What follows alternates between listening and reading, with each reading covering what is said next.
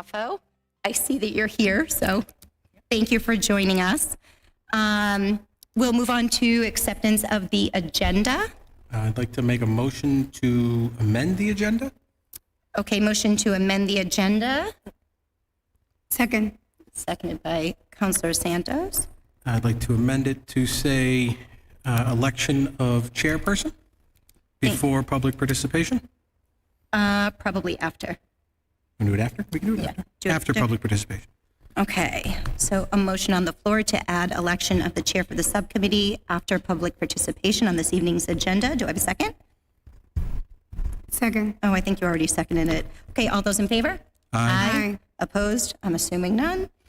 Okay, and then acceptance of the agenda as amended. Motion to accept.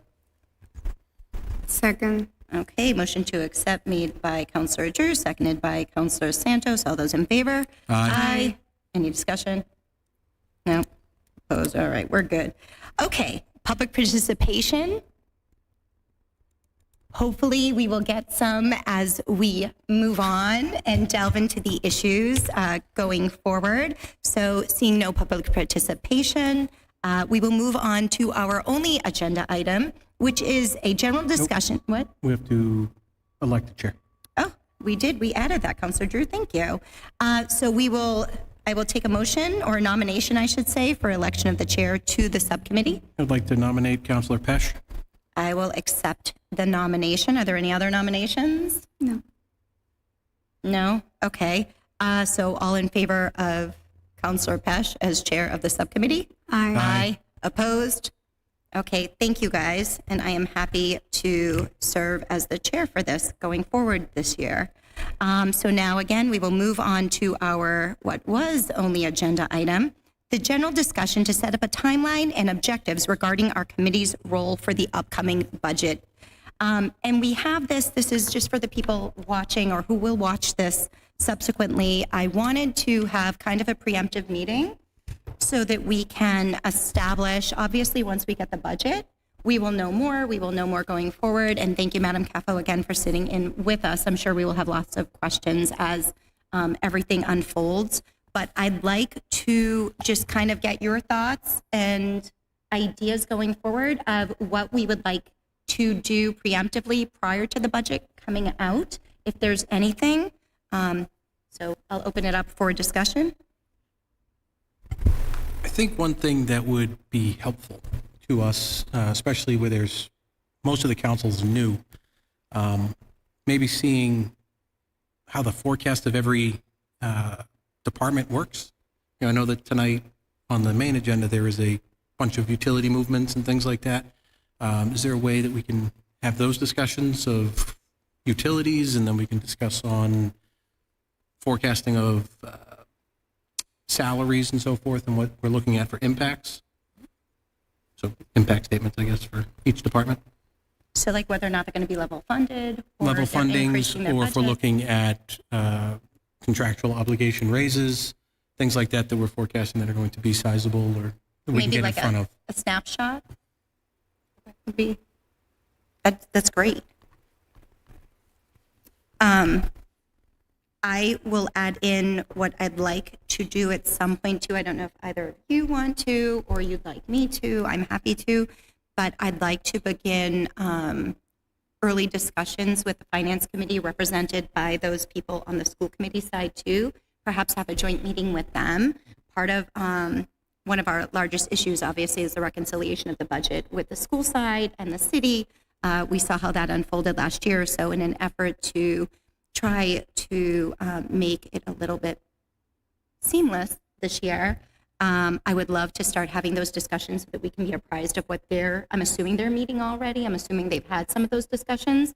So maybe we can get them in here next meeting or the meeting after, however it works out, to see exactly what they have been doing to avoid what happened last year. And again, just kind of give us some insight going forward before we actually even see the budget into their conversations. Are you guys amenable to that? Sure. Yeah.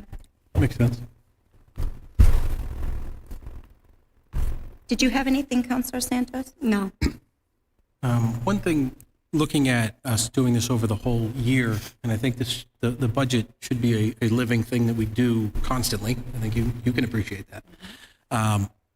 Maybe we could have certain department heads, if we're doing this monthly, maybe a department head comes every quarter or so that we can see where they're trending, so making sure if there's going to be any major financials that are going to be coming in and impacting anything, we can try to utilize that and see that coming first, to report back early and see if we can capture things. I don't know if that's something. That would be great. And in tandem with kind of what we see on the council agenda too, like you mentioned, some of the transfers and stuff, maybe it would be worth, like when we send out the agenda, or if you even want to, like kind of take that on, whatever that hot topic is, just let's try to get, if you remind me, we just had this, let's try to get so-and-so from this department, and we can have them sit in. I think that's actually a great idea. Okay. Especially if it's trending that maybe they shouldn't be level funded this year, right? If they're trending upwards anyway, because I understand the necessity, or I should say the desire to level fund, and I understand the thinking behind it, but at the end of the day, we just want it balanced, right? We want as close to actuals as we can possibly have, in my opinion. So level funding is great if we have the ability to level fund. I think it's very difficult to level fund and then say, well, we're going to level fund because it looks great, but then we're going to come back and we need X amount more. I just don't think that's the best way to maybe do it, right?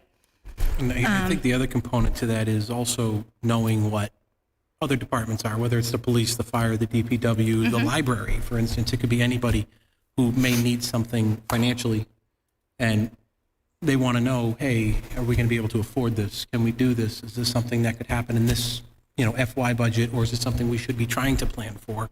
And I think that's what this framework should be, is more for us to be that assisting you in the long term of putting that big picture together for the community to also understand it, so we don't have huge blowbacks and blowouts on things. And I think that's a great idea too, because to hear it right from the department head, right, if there's a big ticket item coming up or something like that, I think the frustration of the residents, I know mine, is to be kind of blindsided, right? So if we have these discussions early, I agree, and if the need is there and the planning is there, then there's no element of surprise. And really, that's what we want to avoid at the end of the day.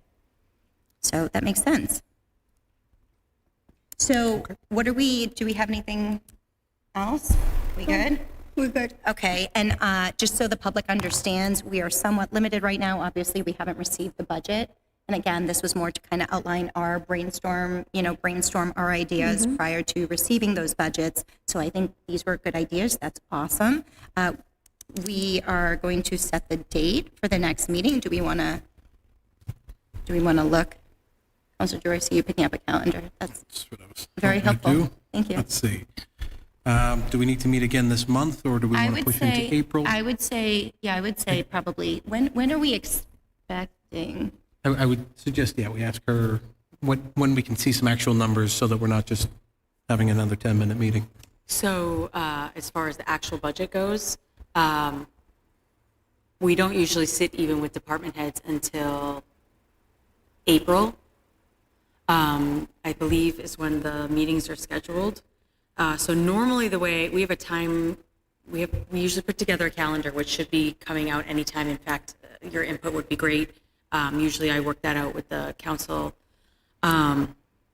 chair, but just kind of working backwards from when we need to approve it by and kind of back into it that way. Usually the council doesn't get it until May. That said, all of our CBAs are settled right now. And there are obviously some contracts that are in flux, but that's really the biggest piece. And so those numbers we're going to start working on much sooner, just because we have them and we can do that now, that because when the CBAs are in flux, there's much more where we could go with it, kind of thing. So we're hoping to start working on it much sooner, have it done much sooner. That first piece has to be that calendar, that time frame of like the timeline of when it goes to you, when those meetings are going to be, when the departments are going to come forward and go over their budgets with the council, et cetera, et cetera. So I I think that's the first piece that needs to get nailed down. It also sets expectations for everybody as far as when things are going to happen. So what I could do is send you last year's, just so you have an idea of what that looked like, and then, open to suggestions as far as what it looks like going forward. So I would suggest maybe like very early May. Do you think? And then at least if the budget is forthcoming, we can have those discussions, like better discussions with we can plan on having the finance committee from the school committee here. Do you Would think it- that's too late, or do you think end of April? I think if we're getting into May, honestly, too I think close? we're, at that point, we're getting into the minutia of everything that has to happen. Yeah. I don't know if there's maybe that first week of April, we can look and see what actuals are currently and where they're trending when it comes to the, utility costs, when it comes to capital expenditures, things that we've spent to date, so that we can kind of see that. That's like the stuff that's not going to move all that much more. So we can kind of be into it, get a little more knowledge on it. And get the school side And here then as we can well. get the school side here, maybe not at that meeting, maybe we go to the next meeting after that with the school.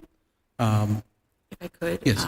We have started, so myself and the mayor meet with the school finance committee members, school committee, finance committee members, and the administration of the schools. We meet with them monthly.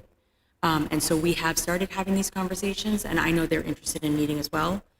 So earlier might not be bad to have those Okay, conversations. so why don't we do that first? Maybe we do. And if you can get, let's do April. April April's 6th good. is the next council meeting. Do you want to do it before the council meeting, or do you want to do it on a separate date? Because we anticipate it'll be a little bit longer than an hour.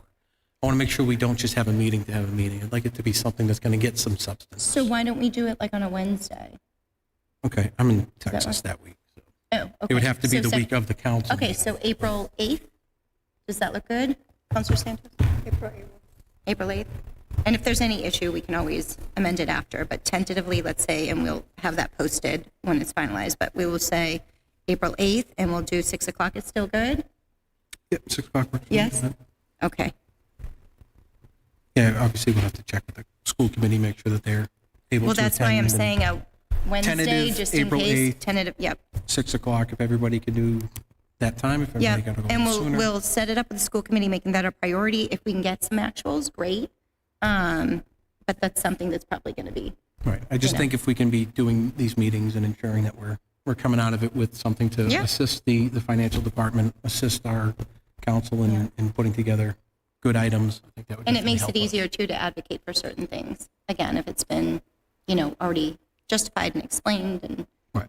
so I think it'll make the process easier too if we have that information prior to going into budget. Good. Anything else? Anybody like to add? I'll take a Okay. motion Motion to adjourn? adjourn by Counselor Drew, seconded Second. by Counselor Santos. Any discussion? I don't think so. All those in favor? Aye. Aye. Opposed? Thank you all.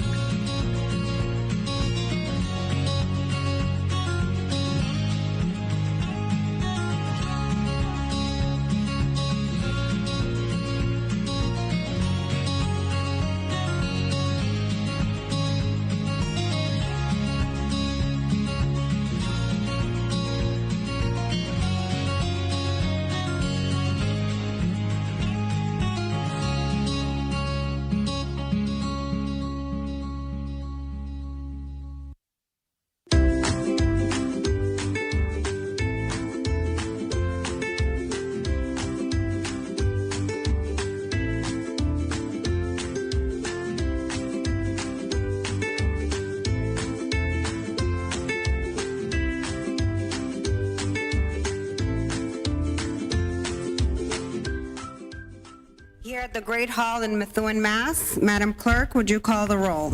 Councilor Santos. Present. Councilor Samad. Here. Councilor Valley. Present. Councilor DeZoglio. Present. Councilor Drew. Here.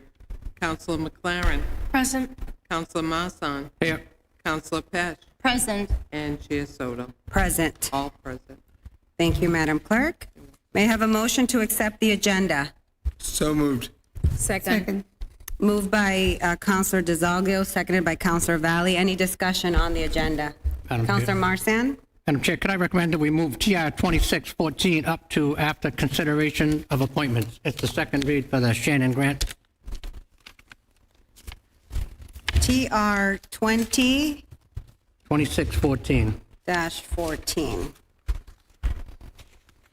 There's an amendment on the table to move up TR 26-14 till right after item number 8. Is there a second by Councilor Drew? All those in favor? Aye. Any opposed? Motion carries. Councilor Pesh. Thank you. I'd like to move to amend the agenda to move TR 26-24 to after request of counselors before public service, please. I have a motion on the table, second by Councilor Samard. All those in favor?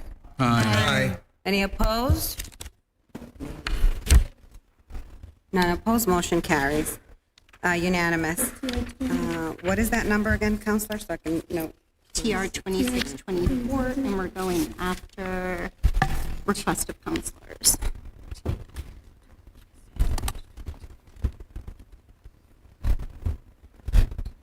Okay.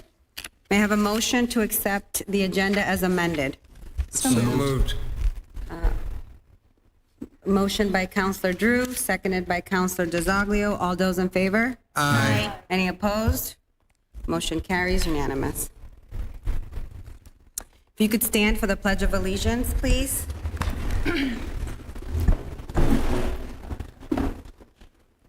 Pledge of allegiance to the flag of the United States of America and to the republic for which it stands, one nation, under God, indivisible, with liberty and justice for all. Thank you. If you could please remain standing. Is there an invocation this evening? Dear God, thank you for this moment. Thank you for keeping us here. Give us the strength and the wisdom to make right decisions for our city. And let us not think about ourselves. Let us put our city and our people first and see what's best for them. In the name of Jesus, amen. Moment of silence. Yes, we could all stand for a moment of silence. The community lost some members of it recently. First, for Thomas L. Grondine. Over the years, Mr. Grondine spent time as a West End district counselor in the city of Methuen. He was a member of the Greater Lawrence Vocational School Committee. He also served on the Methuen Water Treatment Plant Building Committee. His legacy of love, integrity, and compassion will live on in the hearts of those he left behind. Additionally, James K. Staples, whose volunteer work at the Tenney Street community property reflected his deep commitment to service and community. Family was the heart of Jimmy's world. He approached every relationship with generosity, humor, and sincerity, leaving a lasting impact on everyone fortunate enough to know him.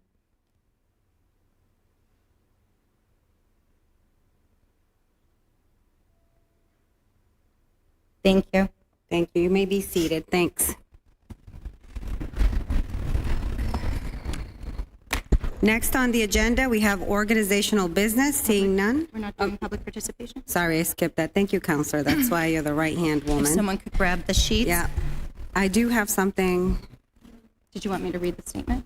Yes, please. At this time, we will open public participation. Speakers are reminded to state their name and address for the record prior to speaking. Each speaker shall be allotted a maximum of 5 minutes to speak.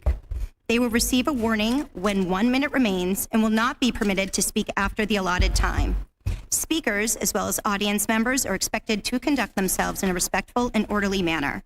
Any disruptive behavior may result in immediate removal of such person to restore order and ensure the orderly conduct of this meeting. Thank you.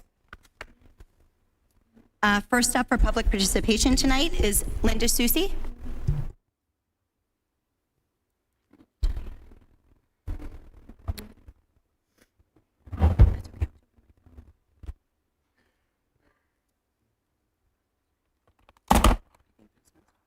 Linda Susi, 10 Kirk Street, Methuen. First of all, thank you for those kind words for James.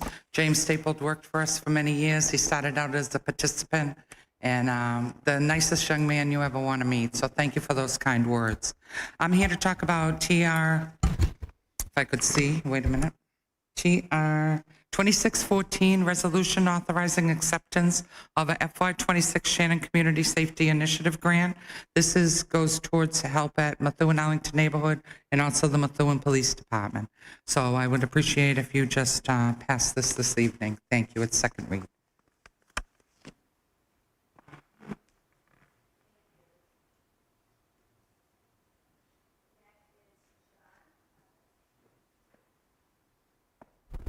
Sorry, my microphone was off, Shaban. I apologize. Good evening, everybody, Mr. Mayor and dear Councillor. My name is Shaban Chatalbash. I'm gonna give you a little story about our community, if you don't mind.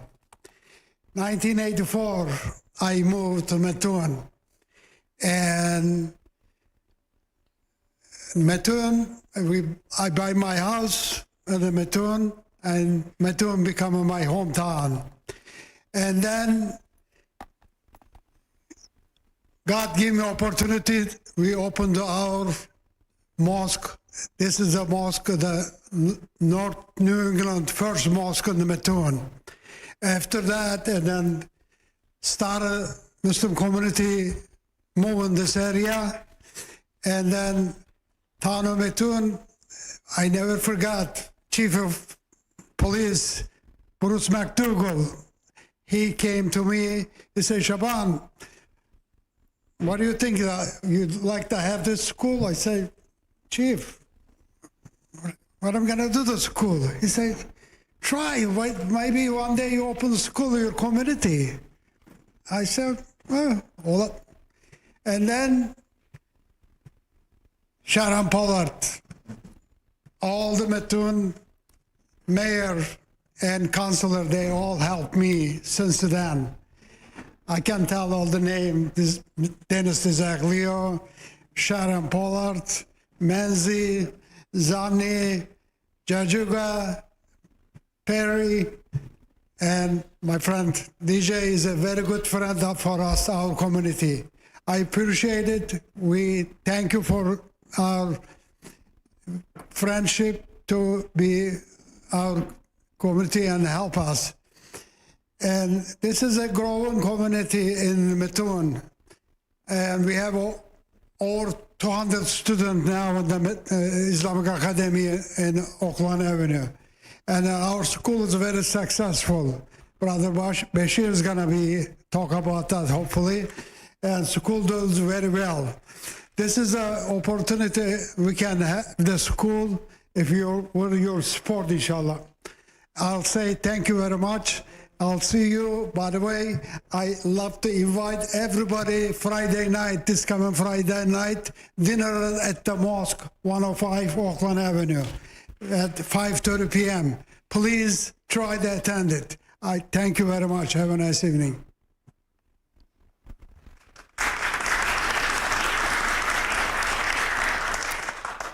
Next up is Karima Lan, maybe? I apologize. Hello, everyone. My name is dear Mayor, Chairperson of City Council, councilors, and everyone. My name is Karima Lahiani. I reside on 32 Garden City Road here in Methuen. I have been a teacher at TIA for 15 years now. I led many projects and programs, including EEC and Student Council, which I will be talking about it. Before that, I would like to tell you a little bit about TIA. TIA is accredited by the new Association of Schools and Colleges, which means the school has been officially reviewed and meets high educational standards. This accreditation shows that TIA provides quality instructions, follows strong academic guidelines and curriculum, and is committed to continuous improvement, ensuring that students receive a well-respected education. In addition to that, because TIA is committed to ongoing improvement and maintaining high standards, the school has obtained a licensed exempt care provider from the Department of Education and Care. This means that TIA meets specific regulations and requirements that allows it to operate and continues to uphold quality, safety, and educational standards for its students. TIA is not just a school. It does not only focus on academics. It is also deeply committed to community service and outreach. Beyond the classroom, TIA actively supports and collaborates with local initiatives. Some of the programs are Glove Drive with Methuen Dream Center, Pajama Drive with the Nevins Memorial Library, Art and Crafts with senior citizens at Nevins Nursing and Rehabilitation Center, volunteering at MSPCA, Nevins Center, sponsor lunch for the police officers on Hampshire Street, and also we have food drives. We have collaboration to collect hygiene and baby needs for the victims of the explosion of the gas that happened years ago in the North Andover area. Participated in the poetry contest. Students also conducted summer programs at the Methuen Youth Community Centers and are part of the My Voice. We also participated in fun activities such as skating at the ice rink of Methuen High School. And our recent activity is the sweet treats for the neighbors because we welcome the month of Ramadan. So the list is long, and we have so many activities to offer to the community. We are looking forward to build even more partnership and work together with local organizations to support and enrich the town of Methuen and its citizens. Thank you so much.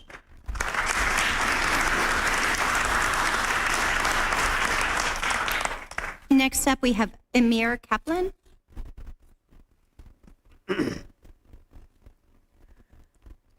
Good evening to the mayor, chairperson of city council, the councilors, solicitor, and everyone here tonight.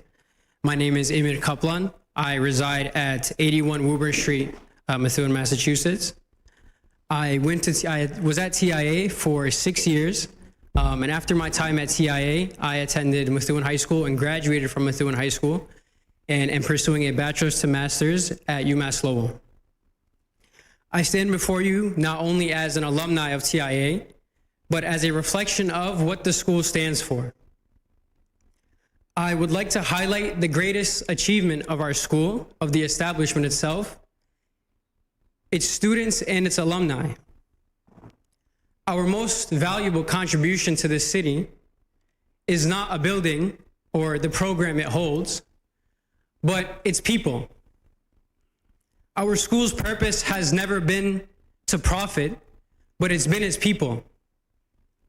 Students who are taught from a young age to lead with knowledge, to take on responsibility, and to commit acts of service towards this community and towards many others. This commitment extends far beyond just academics. From a young age, students are engaged in meaningful community service, whether that be volunteering at local soup kitchens or supporting nursing homes or even supporting orphan initiatives. It continues through high school and into college and through professional life.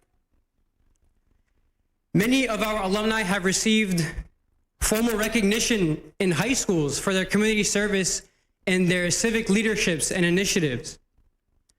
Others have gone on to participate in fellowship and research programs, focus on specifically uplifting underserved communities and challenging real-life social imbalances.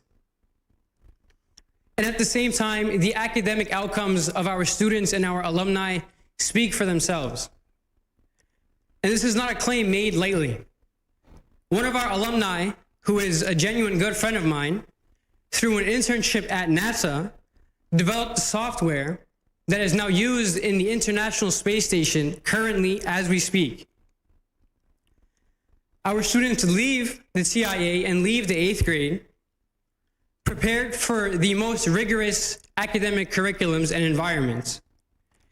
They are admitted to highly regarded secondary schools, such as Phillips Academy Andover and Phillips Exeter, Groton School, Pingree School, Central Catholic High School, and our very own Methuen High School.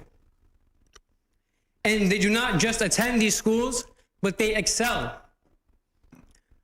One student advanced so far in mathematics at Phillips Academy Andover that she was placed into an independent, self-designed senior mathematics project because it was the highest level of study available. Our students consistently earn top honors at regional science fairs and Massachusetts state science and engineering fairs. Another 8th grader at the TIA designed an assistive device for the visually impaired that impressed the judge to the extent that she was encouraged to pursue a patent for this device as an 8th grader. Many of our students and alumni have ranked in the top 300 nationally in the Broadcom Masters and have been recognized in the Thermo Fisher Scientific Junior Innovators Challenge. I'm so sorry to interrupt, just 1 minute. Thank you. And after graduating universities, they contribute at organizations in many different sectors, from tech to healthcare, education and policy, and law. But what I believe matters most is that they return. They return to mentor, they return to serve and give back to the community that raised them. So when you consider this building tonight, I respectfully ask that you consider what it truly represents to this community. It's not simply a structure, but it's more a foundation for academic excellence and taking responsibility and long-term community impact. Thank you for your time and your consideration.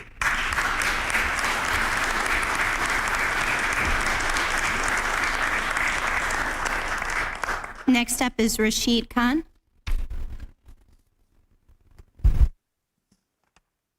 Good evening. My name is Rashid Khan. I live in Westford, 41 Village View Road, Westford, Massachusetts. That's where I sleep, but my heart and mind lives in Methuen, Massachusetts, every night. So I was a long-term resident of Methuen. My children went to the Islamic Academy, and I have the honor and privilege to serve on the board of the Islamic Academy for Peace, which is called the Oakland Ave School in your papers, Merrimack Valley Islamic Academy, all of the above. We call it like a nickname, TIA, which is the Islamic Academy. It rolls easier on the tongue. So I would first like to start with sincere and deep and wide thanks to all the support we have received over the years. As I would like to echo what Brother Shaban was saying, that over the years since Mayor Pollard, then I don't want to miss anyone, Mayor Pollard, Mayor Manzi, Mayor Zani, Mayor Jajuga, Mayor O'Neill, and our current mayor, DJ Bleegard. I'm sorry if I'm butchering your name. I don't know how to say it. But all the mayors and all their city councils and all the departments have been tremendously supportive of our community. We appreciated it tremendously. Also, the building department, health department, particularly the schools department and all the superintendents, seriously, since 2001, every single one of them has been so supportive of our school and community. I appreciate, we all are here to appreciate them, every one of them. Above all, the police department, fire department, and all the first responders have been tremendous, and we appreciate them. This is the time we applause, guys.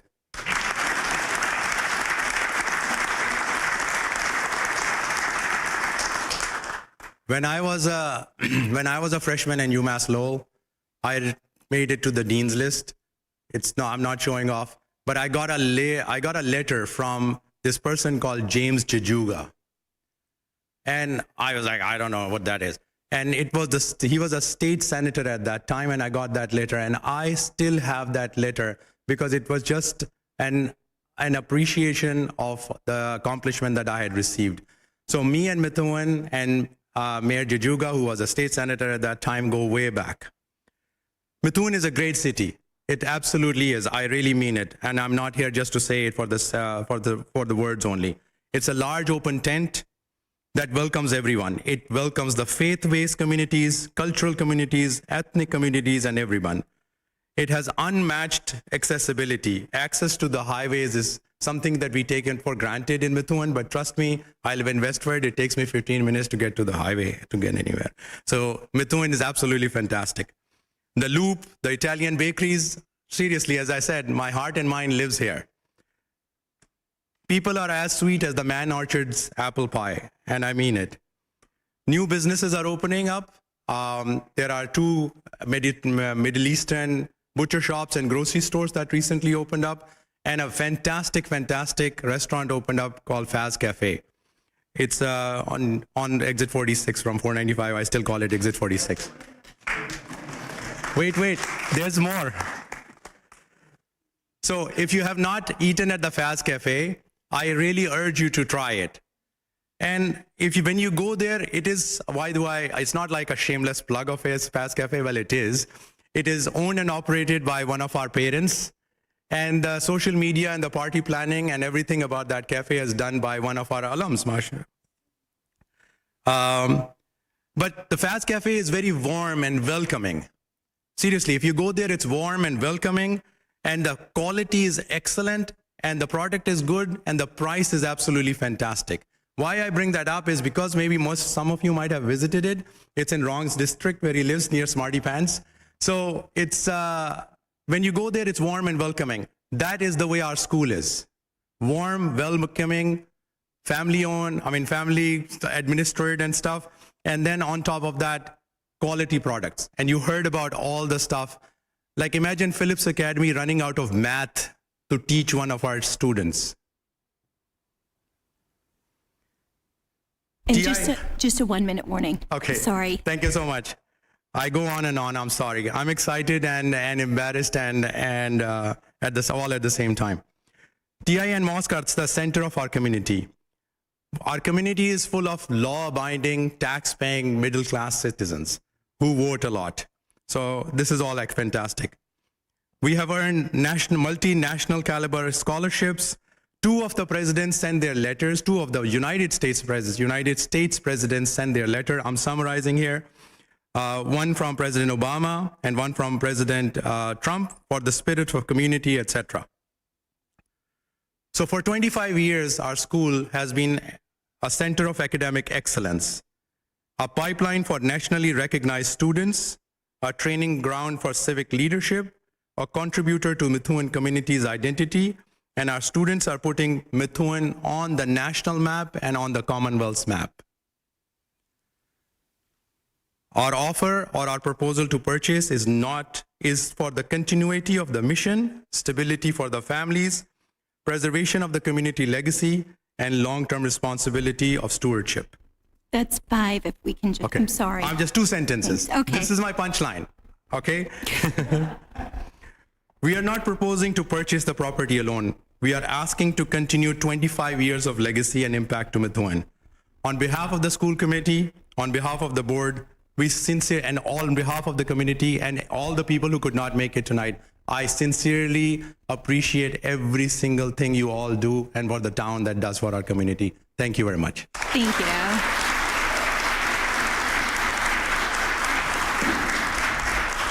Thank you. We have Yusuf Taib.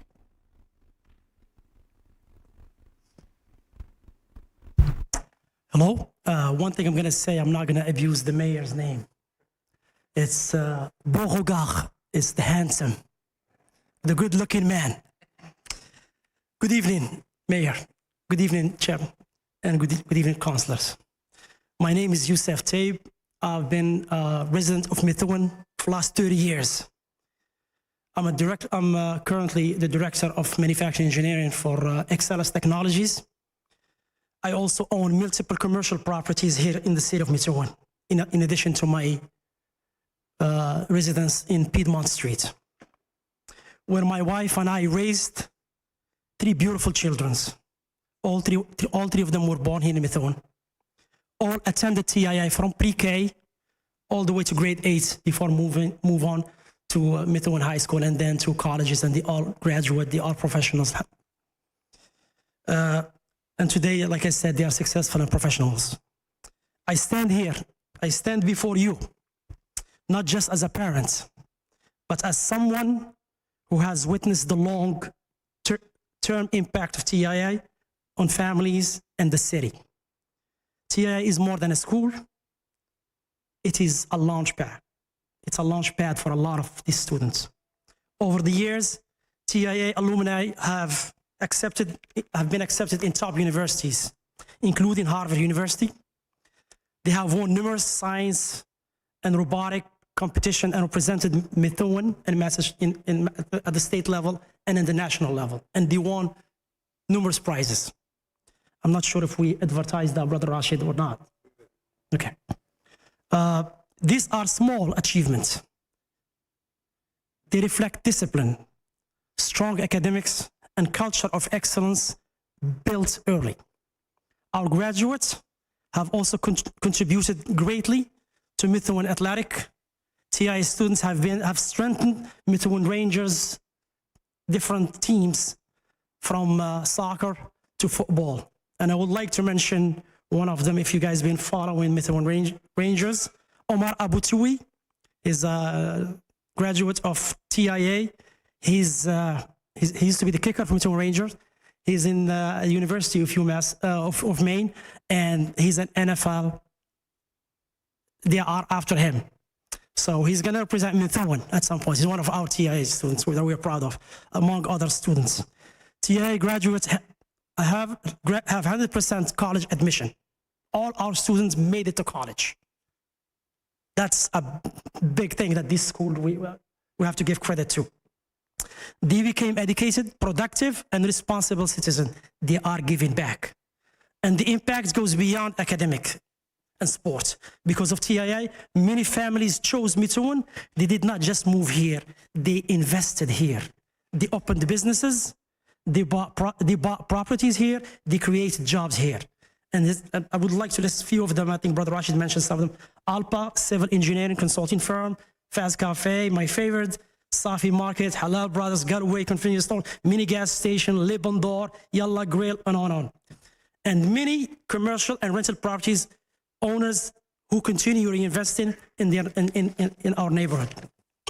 These businesses strengthen our tax base, energize our commercial districts, and contribute to Methuen economic growth. When you support TIA, you are supporting education, entrepreneurship, civic pride, and long-term investment in the city. My children are living proof of what happened when school instilled strong values, academic rigors, and discipline from a young age. Many families can say the same here. TI builds students, and those students build Methuen. Thank you for your time, and thank you for your commitment to our city. God bless you. That's all for who signed up for public participation. Is there anyone who wishes to speak that didn't sign up? So we can close participation, Madam Chair. Thank you. Public participation is now closed. Moving on to organizational business. There is none on the agenda. I do want to make an announcement that by next meeting, I am going to be appointing a standing committee on the establishment of naming of public memorials in the city. So if you want to participate in that committee, please reach out to me. Reading and acceptance of the minutes from the previous meeting, February 17th, 2026. Can I have a motion to approve? So moved. So moved. Motion by Councilor Drew, seconded by Councilor Santos. Any discussion on those minutes? Seeing none, all those in favor?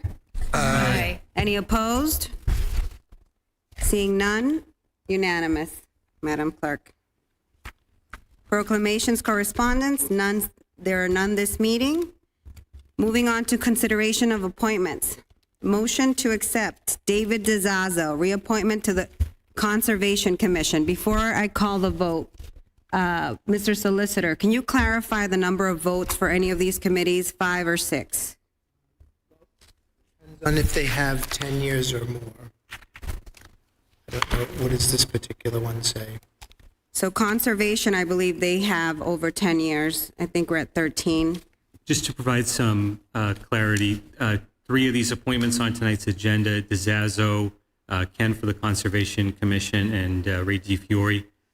These are all 10-plus year appointments that I had on a previous agenda, and the council had tabled the appointments upon the need to take a further look at the 10-year appointment requirements. So these are simply back on the agenda.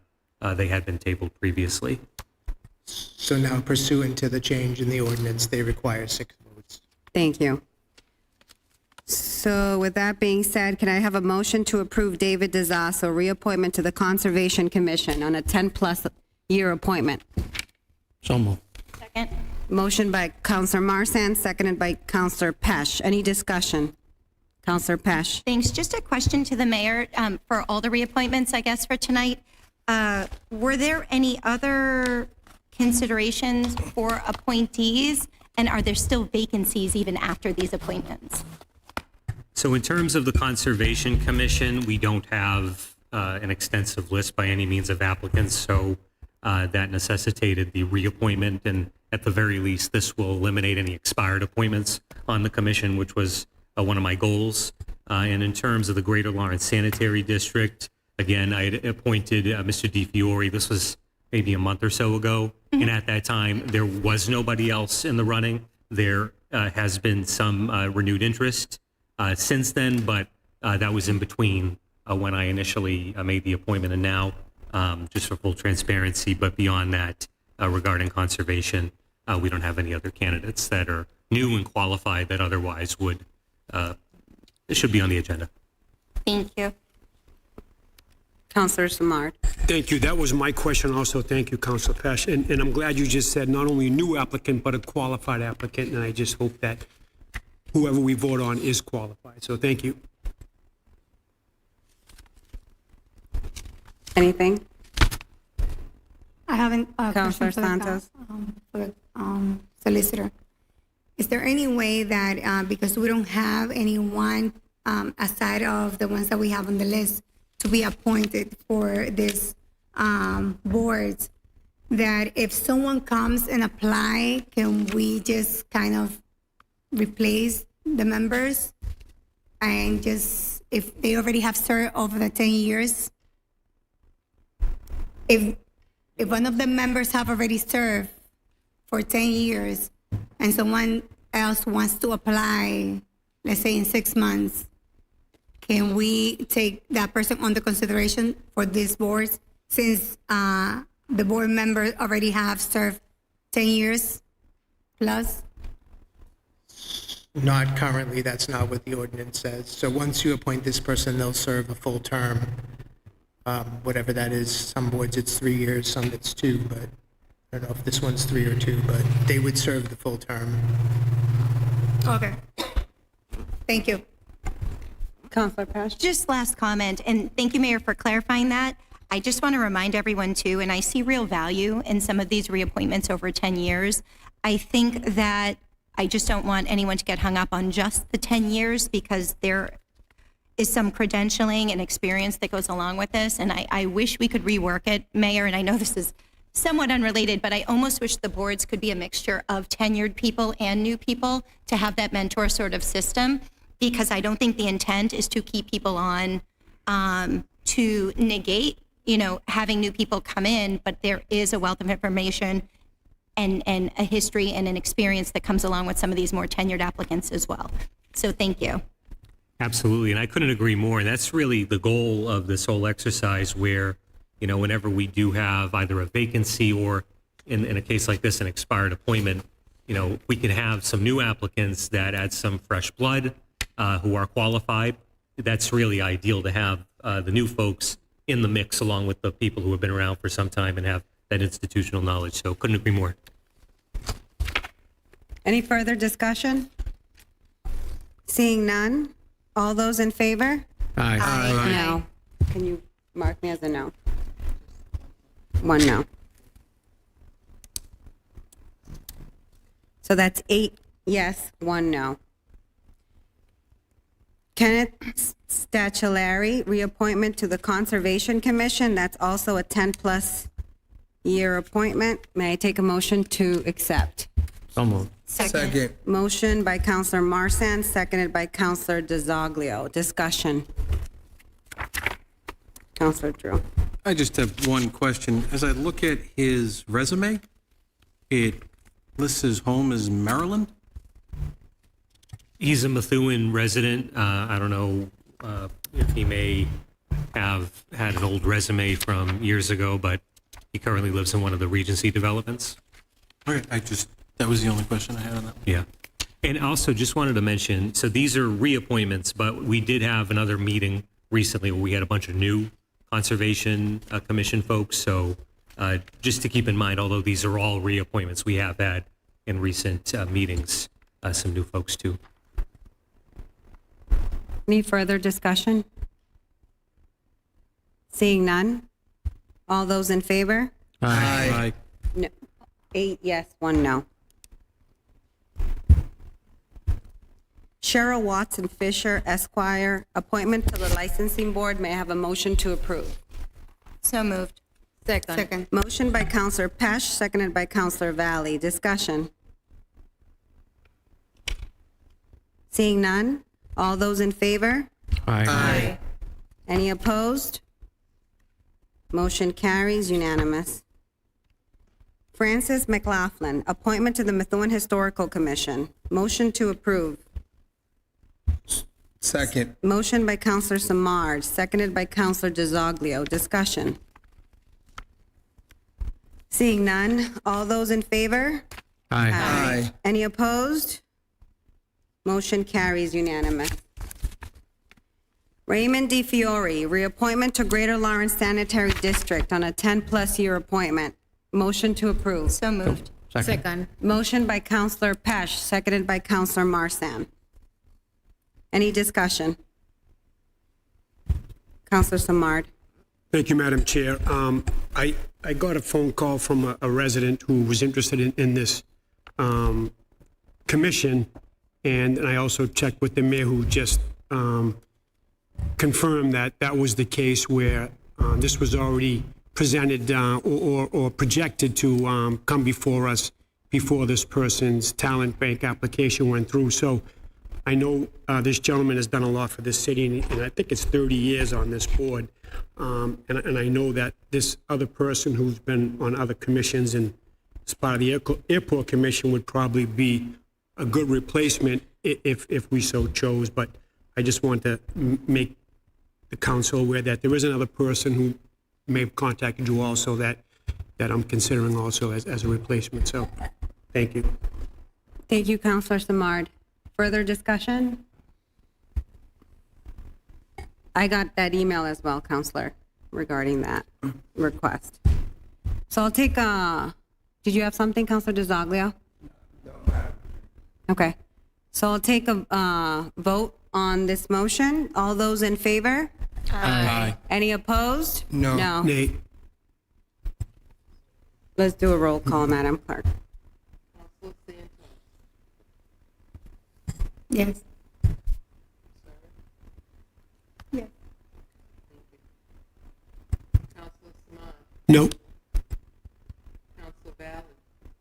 Yes. Counselor DeZoglio. No. Counselor Drew. Yes.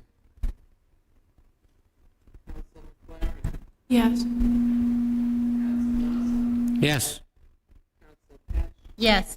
And Chair Soto. No. 5 yes, 1 Motion passes. Oh, sorry, fails. That is a 6, yeah. Does it pass? I thought it was 3-6. Yeah. So motion carries. 6 in the positive, 3 in the negative. Thank you. Next on the agenda, TR 26-14. Resolution authorizing acceptance of the FY26 Shannon Community Safety Initiative Grant, requested by the mayor and chief of police as amended. Motion to approve. So moved. Motion by Counselor DeZaglio, seconded by Counselor Valley. Discussion. Seeing none, all those in favor? Aye. Opposed? Unanimous. Motion carries. Congratulations. You're all set to go, Madam.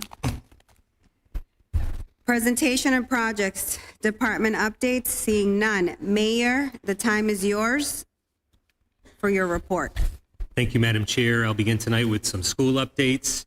The school committee recently voted to appoint Dr. Lisa Golubsky-Toomey as the acting superintendent through June 30th, 2026. On Monday, March 23rd, the school committee will interview 2 superintendent search firms to learn more about their qualifications and offerings. Both firms were rated highly advantageous through the RFP process. Following those interviews, the committee will vote to select the firm to lead the search for Methuen's next permanent superintendent. The central office staff is busy developing a budget proposal for the school committee to maintain services and address increased costs. Over February break, tile flooring was installed in 6 classrooms at the Timony. The work will continue in additional classrooms over the April break. It's Read Across America Week. The PTOs at the Timony and Marsh Grammar Schools and the team at the Early Childhood Center have prepared guest reader events for students and readers alike. The CGS and Tenney events will take place later in the spring. The Methuen Tewksbury varsity girls ice hockey team's undefeated season continues. They have advanced to the Elite 8 of the MIAA Division I state tournament and will face Algonquin on Wednesday, March 4th at 5 o'clock at the Chelmsford Forum. That's the latest regarding our schools. The payroll reports for calendar year 2025 are on the website. Visit Methuen.gov and view the reports on the budget and finance section. This is information that most municipalities do not go out of their way to publish, but for us, this is another way to help ensure that our government is operating in the most transparent way possible. Regarding some RFPs that are in progress, the RFP for grant writing services is open until Thursday. The trash and recycling RFP is also up until Thursday. There's a chance we extend that, but at this point, it's up until then. Councilor Drew is asking about the RFPs for the parks and facilities assessments. We have RFPs in the works for solar, environmental and river cleanup services, some school safety measures, a retail incubator program, the school bus stop arm cameras that Chair Soto has been passionate about for some time, and the Pleasant Valley and Courier schools. We'll work the RFPs for the assessments into that mix. Speaking of trash and recycling, we have the final statistics for solid waste and materials management for calendar year 2025, beginning with curbside collection. Annual trash tonnage collected curbside in calendar year 25 totaled 14,709 tons. That marks the first time in at least 15 years that curbside trash has fallen below 15,000 tons.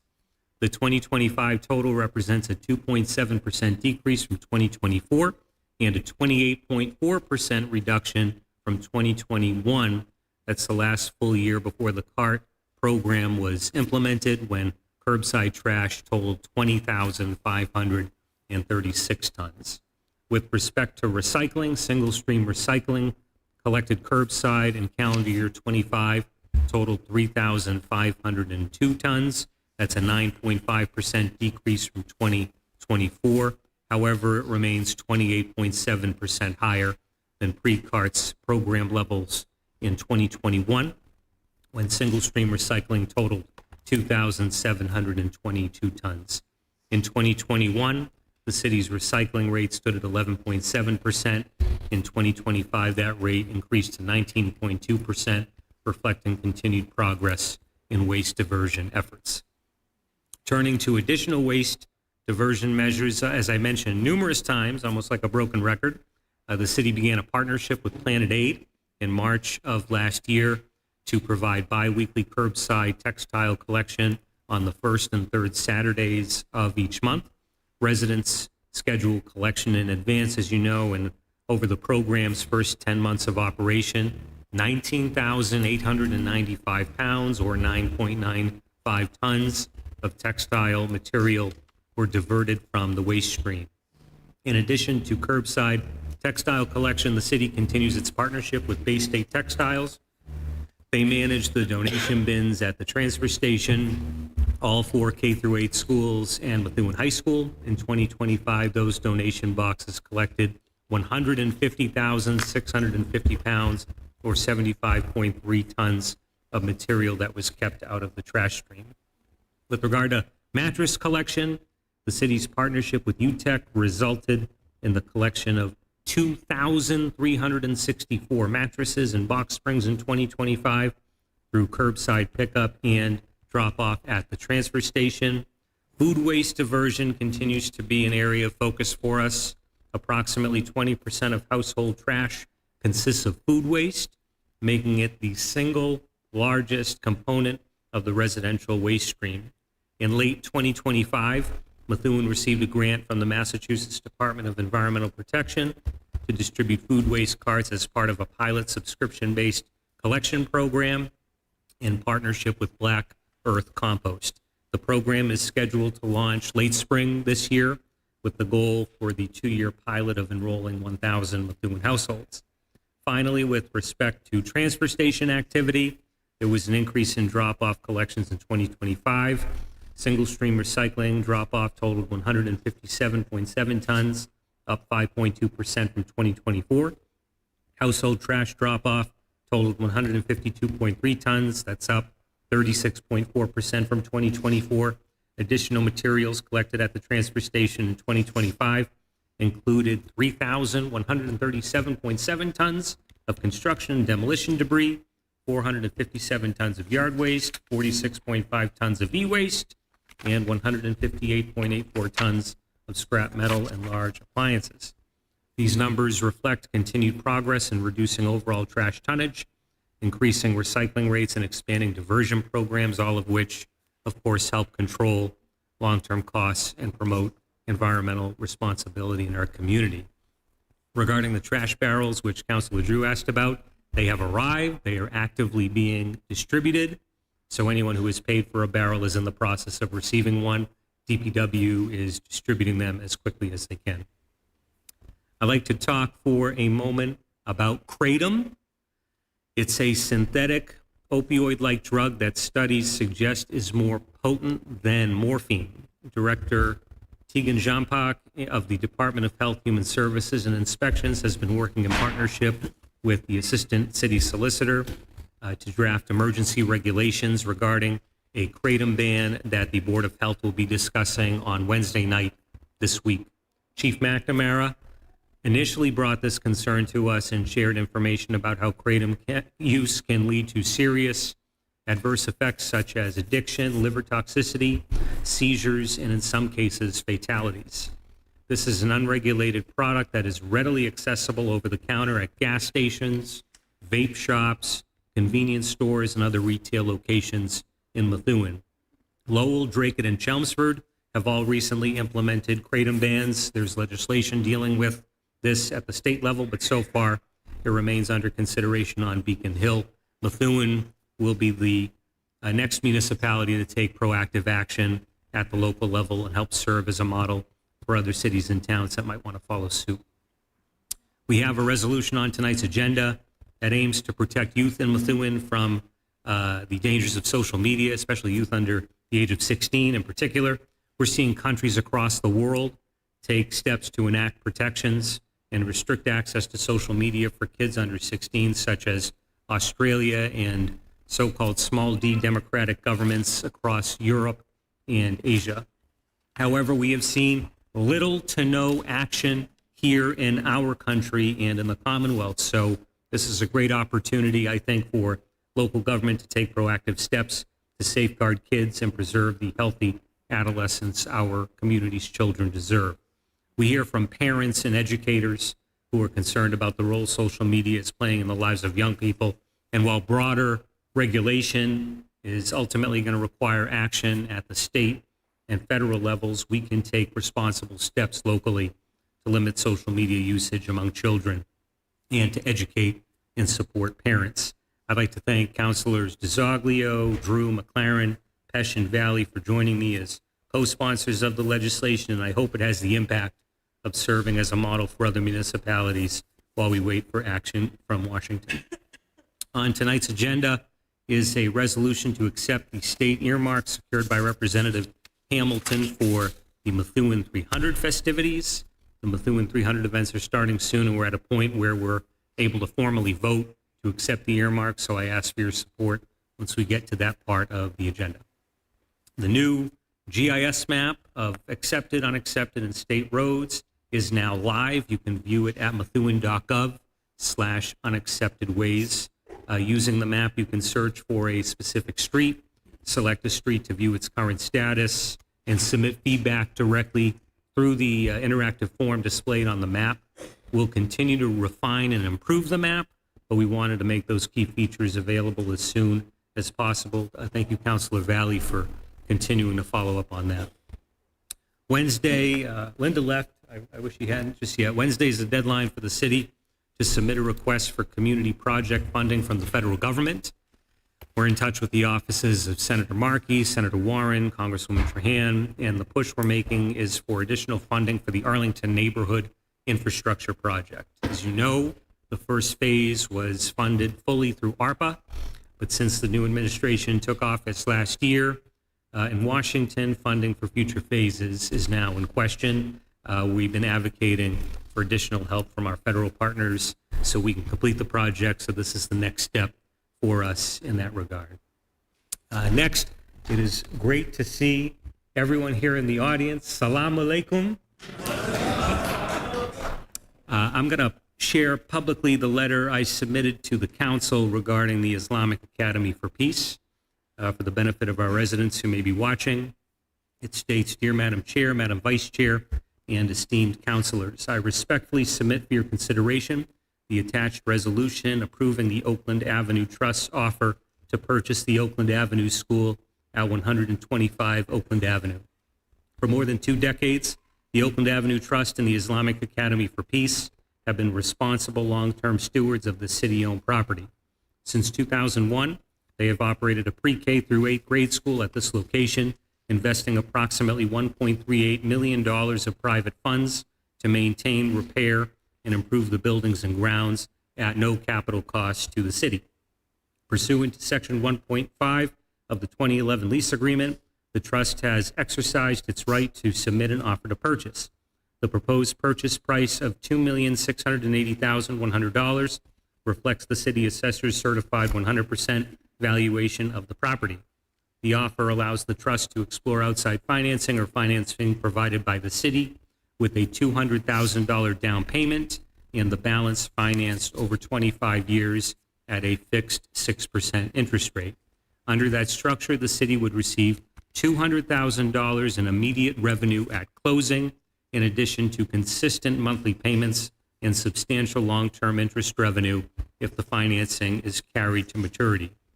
Beyond the financial benefits, this proposal recognizes the Academy's longstanding educational contributions to our community. Its students consistently demonstrate excellence, including recent statewide recognition in competitive STEM programs, and its graduates have gone on to distinguished academic and professional careers. After consultation with the Chief Administrative and Financial Officer and the City Solicitor, I have determined that approval of this sale on the terms outlined and with appropriate closing conditions is in the city's best interest, both financially and for the continued success of education in our community. I respectfully request the council's favorable action. If you've read the packet, keep in mind that on page 2 of the 2011 lease agreement, it states, and I'll quote verbatim, that at any time during the term of the lease, the lessee may make an offer to purchase the subject premises. The lessee shall provide to the then current mayor and the then current city a written offer. Said offer shall not be binding upon the city. The city, through the mayor, shall submit said offer to the city council, who in its discretion may vote to allow the sale of the premises. In my opinion, this is a major win-win for the city and for the Islamic Academy.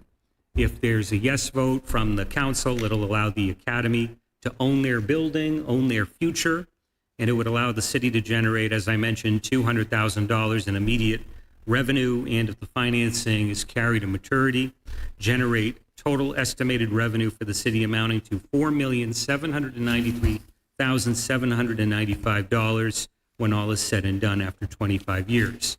If we have a no vote tonight, the lease will remain in effect, and the Oakland Avenue School Trust will continue to pay the city $5,000 to rent the property for the next 10 years in accordance with the 2011 lease. So I'm hopeful and grateful for your consideration. Regarding upcoming events, as I mentioned earlier, Read Across America is happening this week. We were at the Timony today. We'll be at the Early Childhood Center tomorrow morning and the Marsh on Thursday. Information about event dates and locations have been sent to the council, so be sure to check your email. The Methuen 300 kickoff luncheon will be held this Friday, March 6th at 12 noon at the Nevins Library. The Methuen 300 Firebird Pops Orchestra concert is taking place this Saturday, March 7th at the high school. The St. Patrick's Day Parade, organized by Councilor Drew with help of Councilor DeZoglio and others, is taking place on Saturday, March 21st.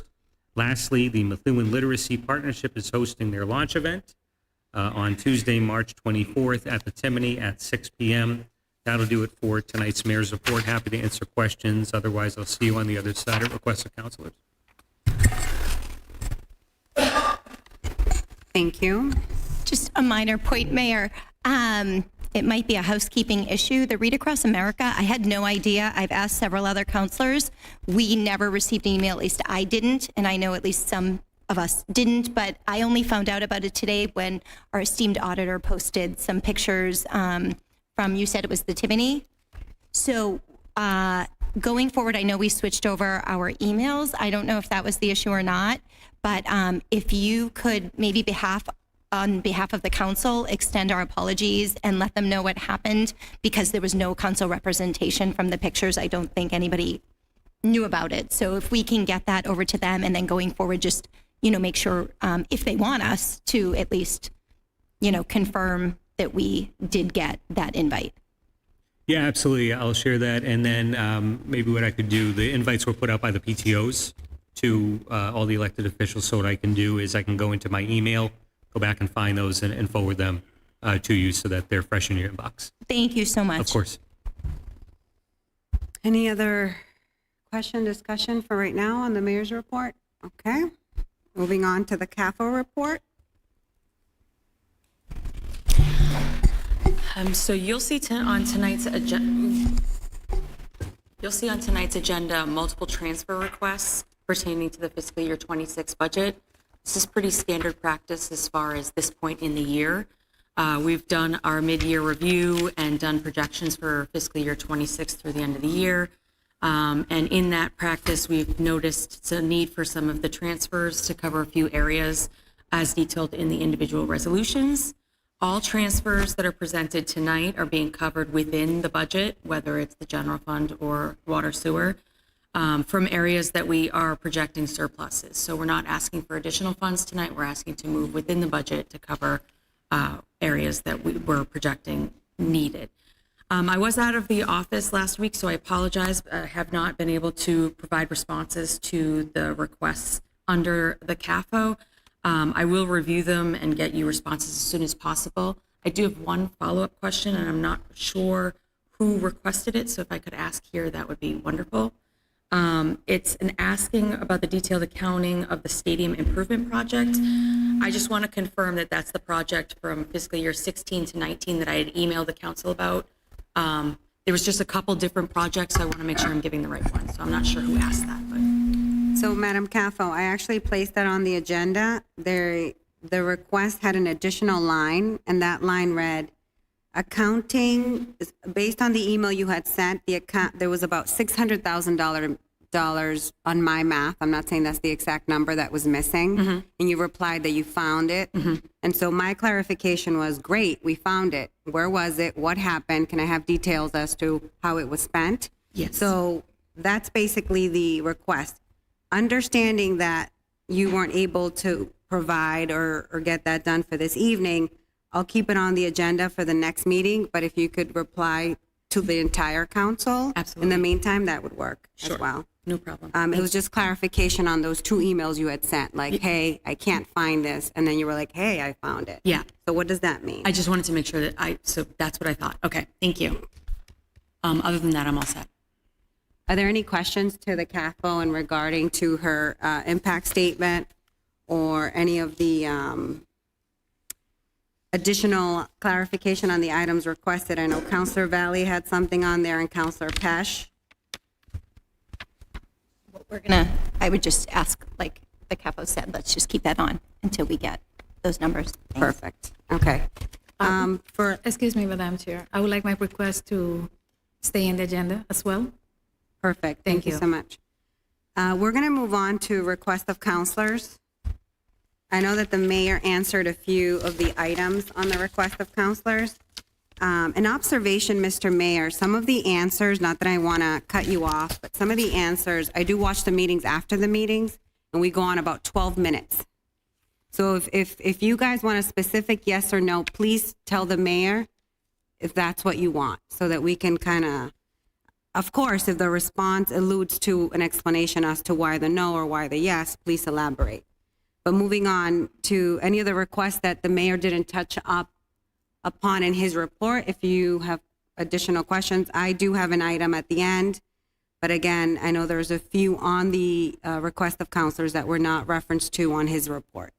Sure, and I can go through some of them if you like, just to provide some additional clarity and answer any other questions. So, as I mentioned, the RFP for garbage and recycling services that closes on Thursday at this point. The GIS map is online, methuen.gov/unaccepted ways. I have nothing new to report regarding the Echo Lane project. We've had our hands full between the snow and more recently the Oakland Avenue Bridge issues, so feel free to keep this on there. We have information requested regarding the executive order by me involving FMLA. Just to provide some clarity, the executive order does not deal with FMLA. So FMLA is an unpaid benefit that in essence provides job protection for somebody who goes out on leave for up to 12 weeks. And typically PFML at the state level, FMLA covers leave to care for an immediate family member. That can be, sure, a child, but also a spouse, a parent, etc. The executive order that I signed only deals with parental leave. It doesn't factor in anything related to other family members, a spouse. It's just for new parents. And in essence, it provides for the functional equivalent of 4 additional weeks of vacation time for new parents. So as you can imagine, whenever somebody uses vacation time, there's implications to that. So I know that there's interest in more information about the financial impact that CAFO provided some details in a February 11th email that can be shared with the full group, but it was provided at least to leadership. But we're having this conversation about the impact. If you consider all the various departments, every employee who has benefits, they receive a certain amount of vacation time. Think of this as, in essence, the functional equivalent of having 4 additional weeks, and it's only for new parents, whether you are giving birth to a child or adopting. So that might provide some clarity in terms of the way to think about that. The charter review, this is something that I'm not a part of. I would have to consult with Chair Saba regarding the status of that. All I know is that at some point it's going to arrive on my desk. It's going to be submitted to the council possibly, and then we're going to go from there. And then there was the request made by the chair in a recent email regarding a council presentation regarding the Searles Estate. I'm happy to do that, completely willing to do that. I just want us to keep in mind that we have an active RFP open until March 23rd. I think the date recommended was March 18th, which is right up against that time when the RFP will close on the 23rd. So if there is a desire to have the meeting before the RFP is closed, then I would recommend that that's something we ought to have an executive session if it's before the 23rd, simply due to the intricacies involving the RFP process, and we're not really in the mood to mess that up in any way, of course. So, that's something we can coordinate Madam Chair, but I just want us to be cognizant of the March 23rd date. That's really going to be the opening salvo of the next chapter as it relates to the estate. Happy to answer questions, dive into anything further, but I wanted to share that regarding the request. Counselor Pash. Thank you. And Mayor, thank you for that further explanation. I actually think you answered it our last meeting, and I apologize. We probably should remove it from here going forward. I think it falls better now under the CAFO that she's working on those numbers for me. That's really all I'm looking for at this point. Thank you. Madam Councilor Chair, Valle. yes, I have a question through you to the mayor. Regarding the Eco Lane sewer connection, when Mayor Perry and Councilor Safi met with the residents 2 years ago, the betterment was never discussed. So I remember in the previous meeting you mentioned that. Do you know how is that going to play out? Like the term? I know you don't know the amount that is going to be per property because we don't have an RFP yet. But can you please explain a little bit to me? Because one of the residents called me and I told him I was going to back to him. I'm going to get back to him once I hear from you. Absolutely, sure. So I'm not privy to the conversation that happened between Mayor Perry and Councilor Safi, but just going forward with the process that we have available to us in a legal sense, we included the funding for it in the CIP, so at least the funding is there. But the challenge that we then run into from a legal standpoint is that this wouldn't be a project that benefits the broader community. This would be a project that benefits just a small handful of residents who reside on Echo Lane. So it's not to say that we're not able to do it. We certainly are, but there would have to be some type of an arrangement established with the residents, given the fact that this isn't something that would have a widespread benefit to, say, a whole swath of the city. We're talking about literally one roadway with perhaps, I don't know how many residents live on Echo Lane. There are 12. 12 residents. So this would be something that would benefit just those 12 residents. So we would probably have to, I guess, legally establish some type of an arrangement with them. But again, we did set aside the funding for it.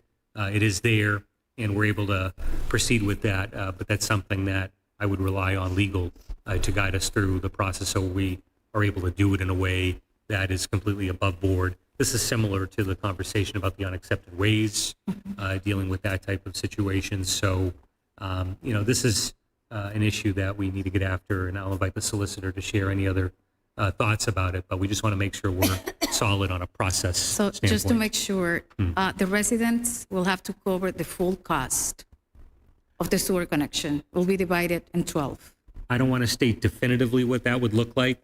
That's something that we would have to discuss with legal, but we would have to have that conversation further and provide specifics to the residents and you, Counselor, but I don't want to speak out of turn on the floor regarding something that would be, in all likelihood, a legal issue.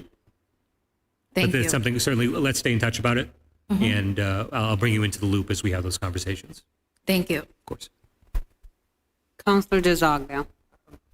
Just to you, Madam Chair, and it's off the request, but I would like to ask the mayor this question. What is the status of Oakland Ave Bridge right now?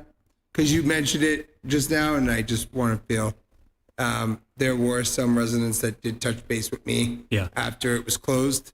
So can you give a brief update if that's okay, Madam Chair? Thank you. Sure. So on December 31st, it was New Year's Eve, DOT visited the bridge and they saw that there was some exposed rebar and a pothole of noticeable size on the bridge. And then they issued a determination that they wanted the city to go about fixing the issue with the rebar and the pothole, et cetera, inside of 90 days. That was on New Year's Eve. But then more recently, it was discovered more recently that there's an actual, separate from the pothole and the rebar, there's an actual hole in the deck where folks could see straight through to the rail trail below.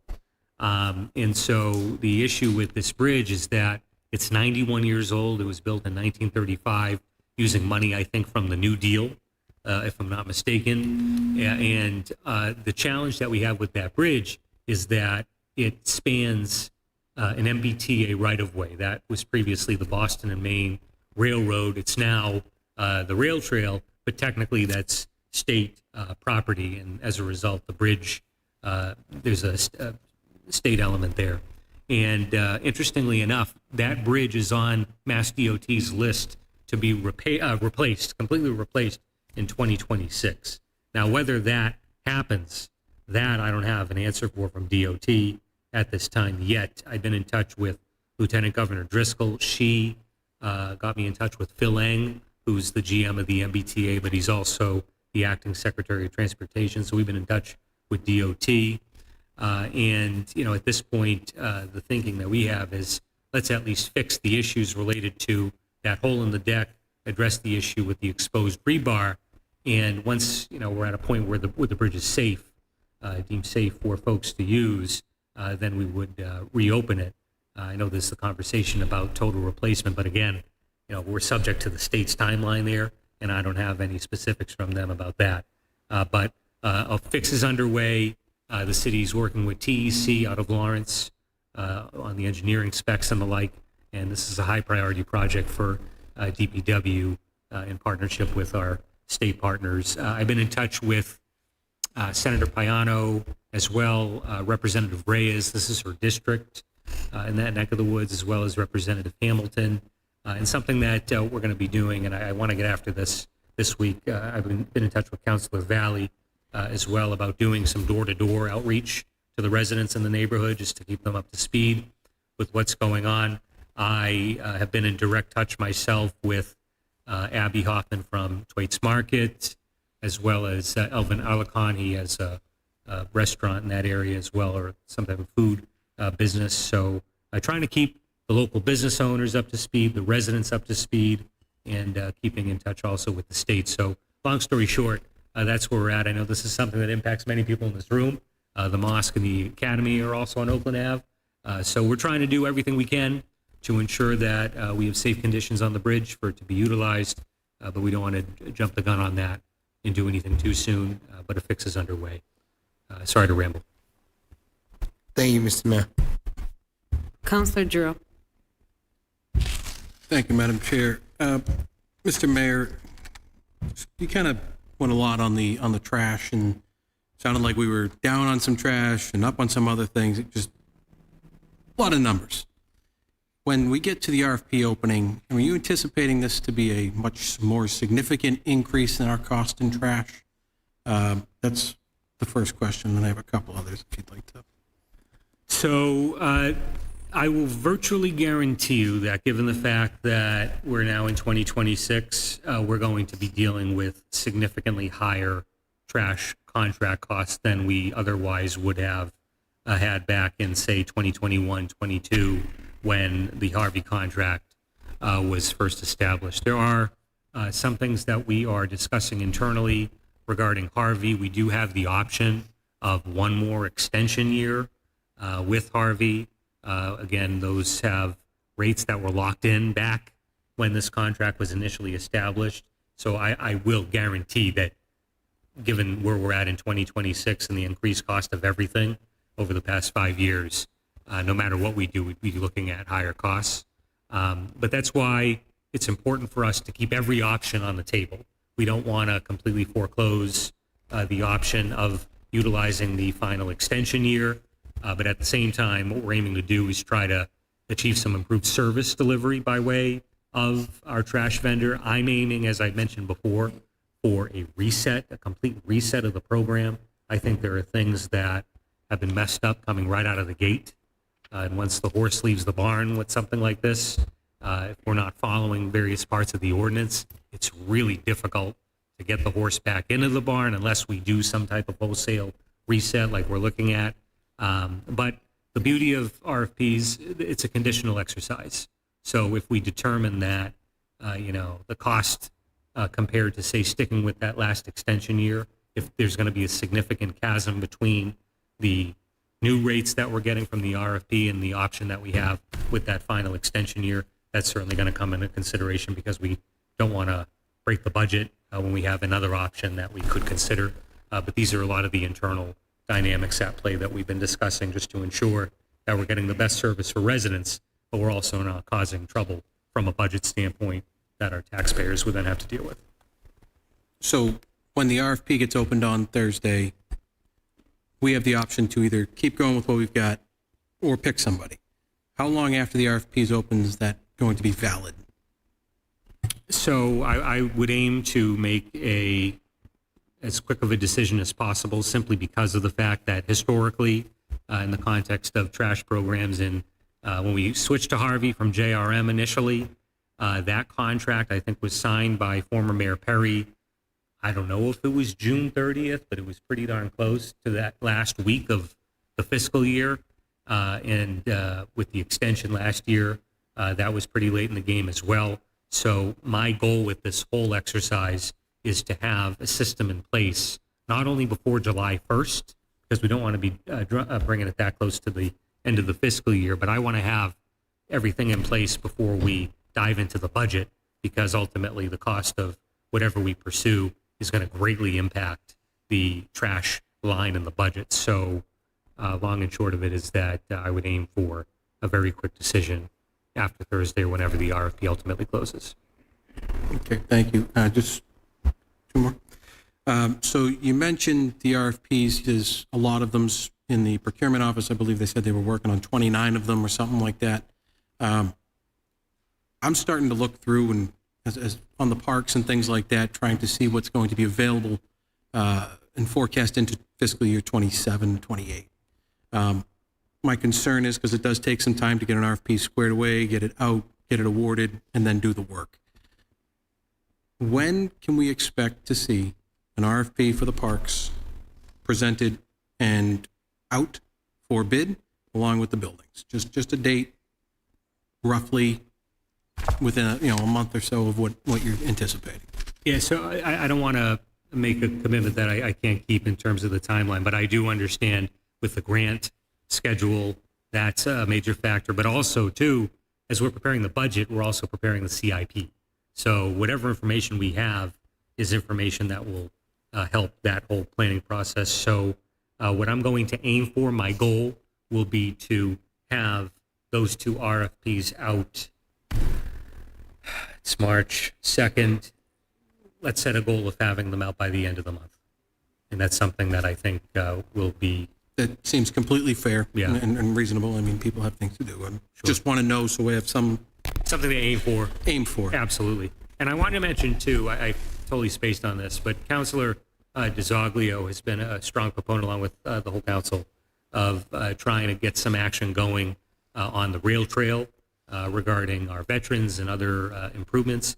And I want to thank Councilor Drew, sent me a message regarding a grant opportunity that's being offered through, of all places, AARP for communities. And so Jordan in my office is at work on that grant application. It's due Wednesday. So I'm grateful, Councilor Drew, he brought that to my attention.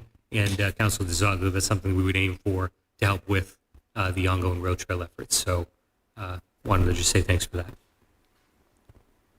Councilor DiZoglio.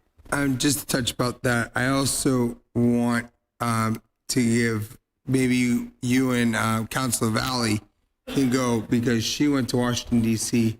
and talked to Ed Markey's office, if I recall, about getting grant funding through the rail trail. And you said as well that's due on Wednesday as well, or?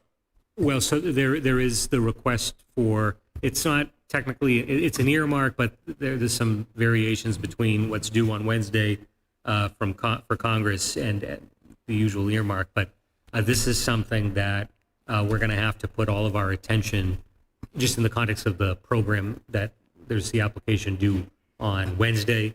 The focus there is on the Arlington Neighborhood Project, just so we don't leave that open-ended. But, other opportunities that Senator Markey, Senator Warren, and others may have identified. I'm in constant touch with Laura Byman from Senator Warren's team, and then also Mark Hannigan, who's the new representative from Senator Markey's team. I'm in touch with them, as well as Jim Cantwell, and also I become texting buddies with Senator Warren. So this is something that we can follow up on about other opportunities for the rail trail. But thank you, Councilor Valley. Thank you, councilors, for your suggestion. Thank you. Councilor Valley. You don't have the solicitor on the agenda? But I do, but it's there, the request. Do you want me to? Where are we? Did you see it, Mr. Solicitor? See about the Section 98, Yes, GL 208? yes, I have not. We spoke about that like 3-4 meetings ago. I have not found any evidence that that has been accepted in the city. And what is the process to get it accepted? It's simple resolution at the council level for acceptance. Okay. I haven't run down whether or not what all the permissible uses are for that funds, but I'm still looking at that to see. But there are other statutes that allow for borrowing to address public ways and private ways as well. So there are avenues to fund those tasks. It is my understanding, and you correct me if I am wrong, that if the city doesn't adopt the 9A, then the funds should be sent to the state. That's correct. So I think we need to do that ASAP. And I have one more question for you. Are those funds considered public? Well, not yet. Not yet? I don't know what you mean by that. What do you mean by Public is because I remember the mayor saying that for the unaccepted way, he cannot, or the city cannot use funds from the public Oh, I see to what do you're saying. that. Yeah, I So don't know. I just want to make sure that, Yeah, I don't know the answer to that question. I'm still researching that in terms of whether Okay. they could be used for that purpose. do you think But for the I- next meeting we can have like an answer to all that? Can I follow up with I'm an sorry, email? what? For the next meeting, do you think you can have the answer? Sure. Yep. Okay, I appreciate that. Thank you. Thank you very much. Perfect. Any further questions on request from the mayor? Councilor Drew. One more, Mr. Mayor. The next meeting, could you just check with the Charter Commission? See when the anticipated time that charter is going to be? Because people keep talking about it, and just want to give people an answer. Any further discussion? I want to loop back around to the item I requested from you, Mr. Mayor. I know this is public, but I'm going to read the email I sent. I don't think it in any way will hinder your RFP process. And I did schedule this body here on March 18th. I think that once I read this, because we were in transition of switching the email, so if some of you did not receive it, please ask me for me to forward it back to you again, but I will read it into the record. So it says, Dear Mayor, I respectfully request that the administration coordinate a comprehensive presentation before the City Council regarding the Edward F. Seals estate.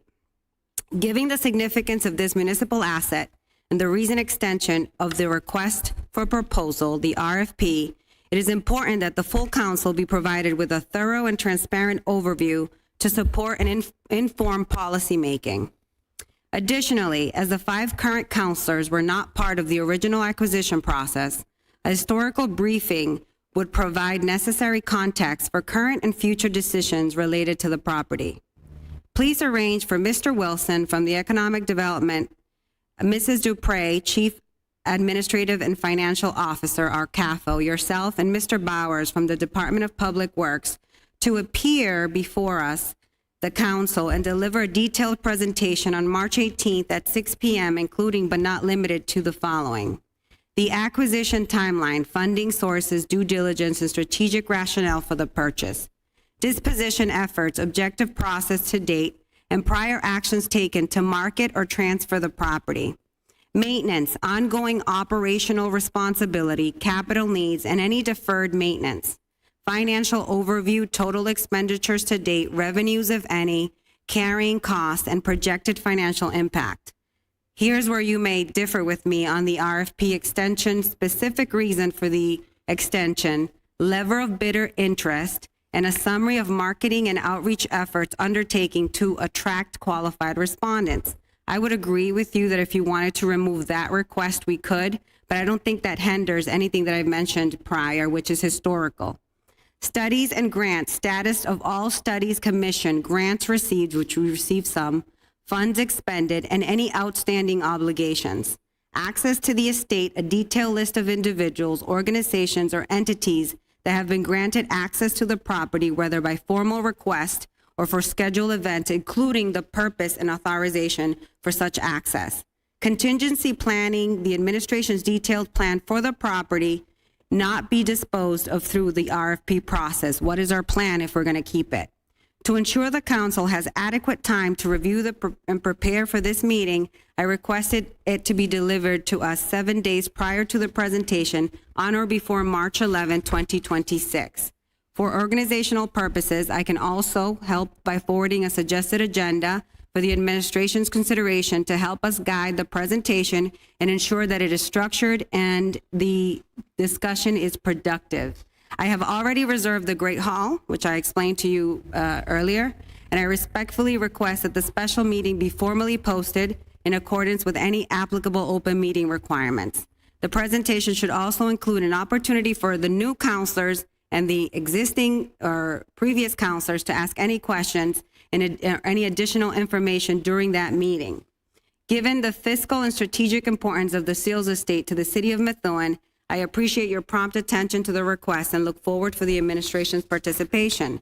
So with that being said, Mr. Mayor, I would implore that your administration entertain us on that request for March 18th, because as you may know, your deadline is just a few days after, and you will most likely have to come in front of this body again to talk about the Seals Estate. So I think, why not get ahead of the game with what we've done, what we've spent, where we are, and where we foresee we should be going. Hence, there is an RFP or there isn't, or let's see what happens. So I think a few days before the 23rd would be ideal. Now, if you're telling me that the administration does not have the capacity or has not done the due diligence or work, I would respect that, but I need communication from you.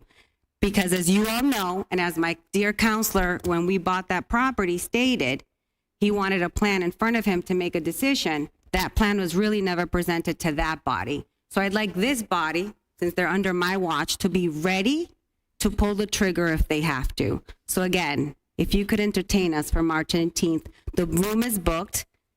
You're all in all of their schedule. They've all said yes.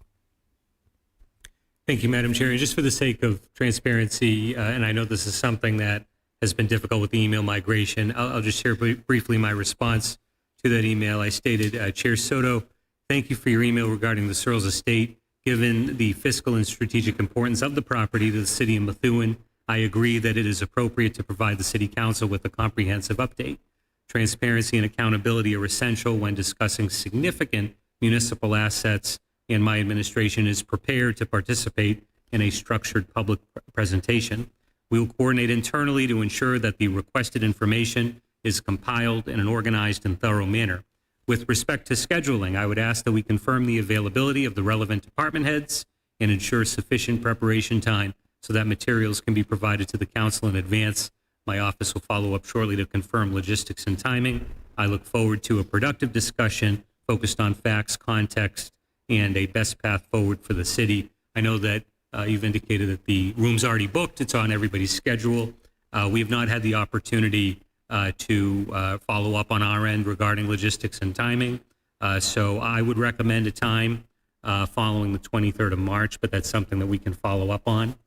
And I'll leave it there, but just wanted to state and share with the council that we have not actually worked out logistics between the administration and the council just yet, but we will get there.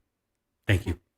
So you don't know. So basically, Mr. Mayor, I think you would know if any of your department heads would be on vacation for that week of the 18th, because that I would believe that's the only thing impeding them from being present to present. Because if my boss told me you have to be at this meeting to present to the body, the appropriating body, I'd be ready to perform. The meeting will happen. It'll happen after the RFP closes on March 23rd. Okay, so Thank may you. I ask the solicitor the rationale why we'd have to wait after, or what your rationale, Mr. Mayor? That's a question for both. I have no answer to that. This is between you and the mayor. The council can hold whatever meetings it wishes, and has the ability to summon people before it if it wishes on specific days. So So the challenge for me about doing this before the 23rd is that we have been burned very badly in the recent past as it relates to all things related to the Searles estate. There had been a time when there was public interest in the estate from somebody who was a very well-qualified prospective buyer, an artist from Manhattan, who sent a letter to the late Mayor Perry, to myself, and indicated public interest, and had been speaking in some cases with a reporter from the Eagle Tribune, and this is where I'm able to derive this information from those stories. We had a lot of public discussion between the council. There were some things mentioned publicly that were not accurate about how there was talk of artifacts being moved from the estate, which was not accurate. We had a follow-up tour with then Chair Marsan, the solicitor, the CAFO, as well as a reporter from the Tribune. They were all there and saw that there were no issues with that. But there was this public kerfuffle, so to speak, regarding artifacts that was not true and drew negative attention to the estate and to the city in that context. There have also, from what I've heard, there were calls made to this person who was interested. I don't know exactly who made those calls in every instance, but there were calls made to this person that, from what I can tell, potentially scared this person off. And he indicated to the Eagle Tribune that after pulling the initial RFP before the December deadline, he pulled the RFP and was very interested and decided that he was going to completely back away. And he told the Tribune reporter that he was no longer interested. That individual just spent $30 million on a seaside mansion in Newport, Rhode Island, just to indicate the capacity of someone who was interested. And so anytime we've had a type of discussion about this in a council setting or in any other setting, it's resulted in problems. And I look at that case as a terrible example of opportunity lost for the city. And so on the 23rd of March, that's the deadline for people to submit proposals. I want to make sure that we do everything in our power as a city to ensure that we have the best possible, highest quality proposals coming in, and there is nothing done to potentially scare away anybody who might be interested in being a partner with us on this very important endeavor. And so, given that fact, but also the fact that this RFP is very complex and there are a lot of legal considerations, and I want to be very careful about what we discuss publicly while this is still out there and while this RFP process continues to unfold. And so the requested date is March 18th for this meeting. The RFP closes 5 days later. I don't see any real difference in having this, say, on March 28th and perhaps even on March 24th, the day after this process ends. So that's my logic. I want to do this to protect the city's interests here and to ensure that we keep any potential, and I'm not saying that there would be, but keeping any possible drama out of the mix while people still have the opportunity to take a look at this and decide whether they want to partner with the city.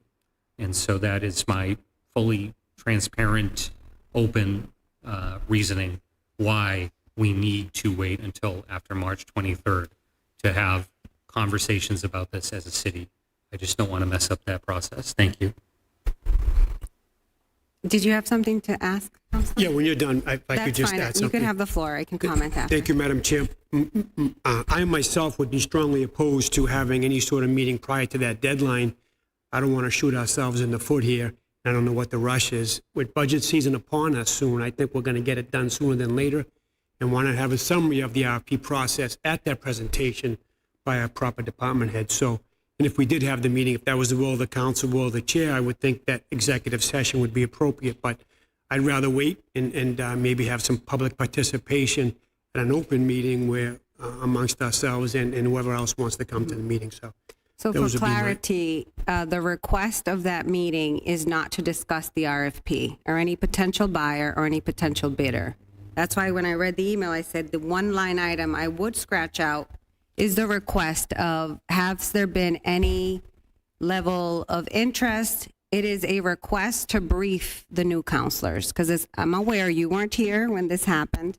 Neither were any of the other 4 counselors that are sitting here.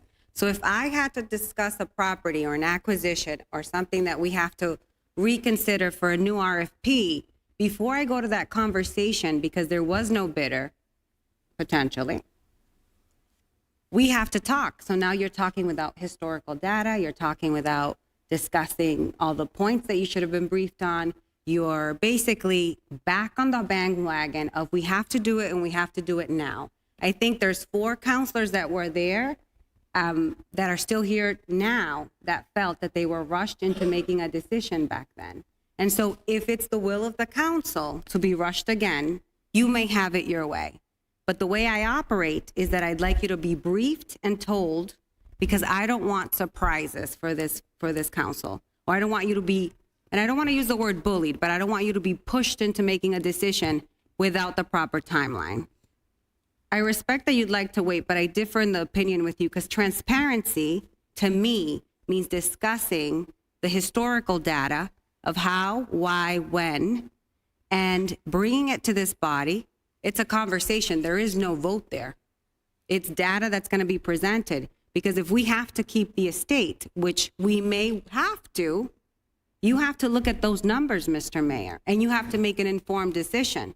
So for me, as the chair of this body, I request that that meeting still happen March 18th. Now, if you're telling me this administration can't pull it, that's a different conversation. We can have that and be honest about it.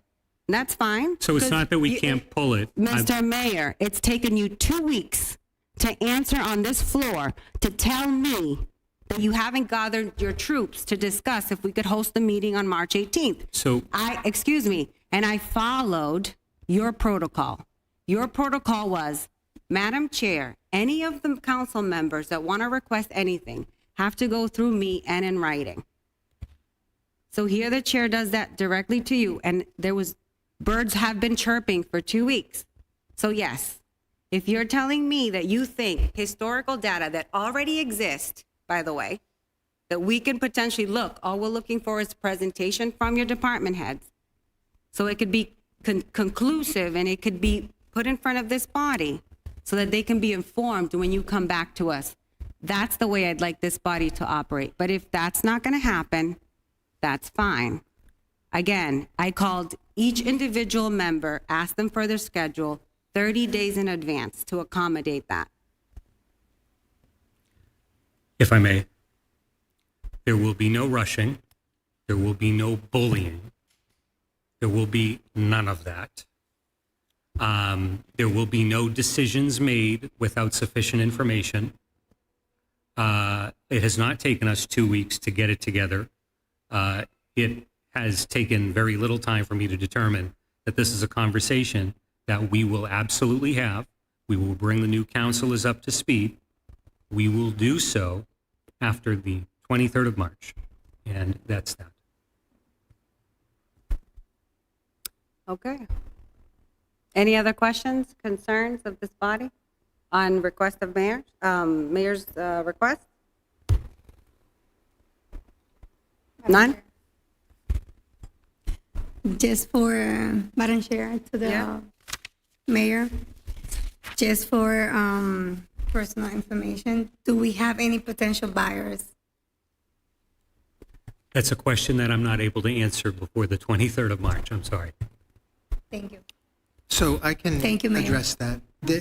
There have been several people who have taken out, and several organizations that have taken out the bid package. We don't know whether they will return the bid package, but there was a significant amount of people who downloaded the package, and that's public information. Whether they will return the package on that date, we do not yet know. We did have people submit questions, which is always a good sign. And some people have toured the site, so we offered a tour in conjunction with the RFP. So We are hopeful. I will also note for the council that this procurement is, again, different from other procurements. So when the RFPs are returned, they're public. They're opened publicly, and they're publicly available from the day that they come in. So everyone will get to see what's coming in while the evaluation team evaluates it. So it's not the same as others that are evaluated in secret. You can Thank also you. request to be present, correct? It's a public meeting. When they come in, you can be here when they come in. Okay, I'm moving on the agenda. Next item, which was amended to be moved up, TR 26-24, a resolution approving the Oakland Ave Trust's offer to purchase the Oakland Ave School with such other conditions and terms as are further determined appropriate by the mayor and authorizing the mayor to execute whatever documents are required to close the sale and convey the property. May I get a motion to approve? Second. Motion by Counselor Pesch, seconded by Counselor Valley. Discussion.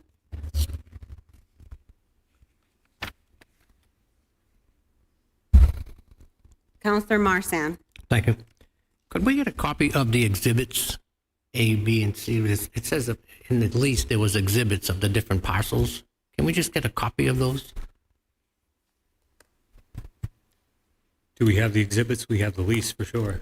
We don't have, but there's no map that's saying like there's the easements that are there, or the right-of-ways, or the different parking lots. I can dig that out for you. It's from 2011, but I know the solicitor has a more expansive file. Yeah. Yep. I'll see what I can do. Continue. Counselor DeZoglio. Thank you, Madam Chair, through you to the mayor. So when you did the assessed value, I know we talked earlier, I just wanted the public. Can you explain how the assessor's office came up with this value of the property? So the assessor values all properties within the city on an annual basis. And so this wasn't an additional appraisal that was done. This was part of her annual assessment. And that's the value that was come up with and the state approved. Right. And so you don't like real estate agents do, they pick out similar buildings and see how they were sold in areas and then come up with a value for the property?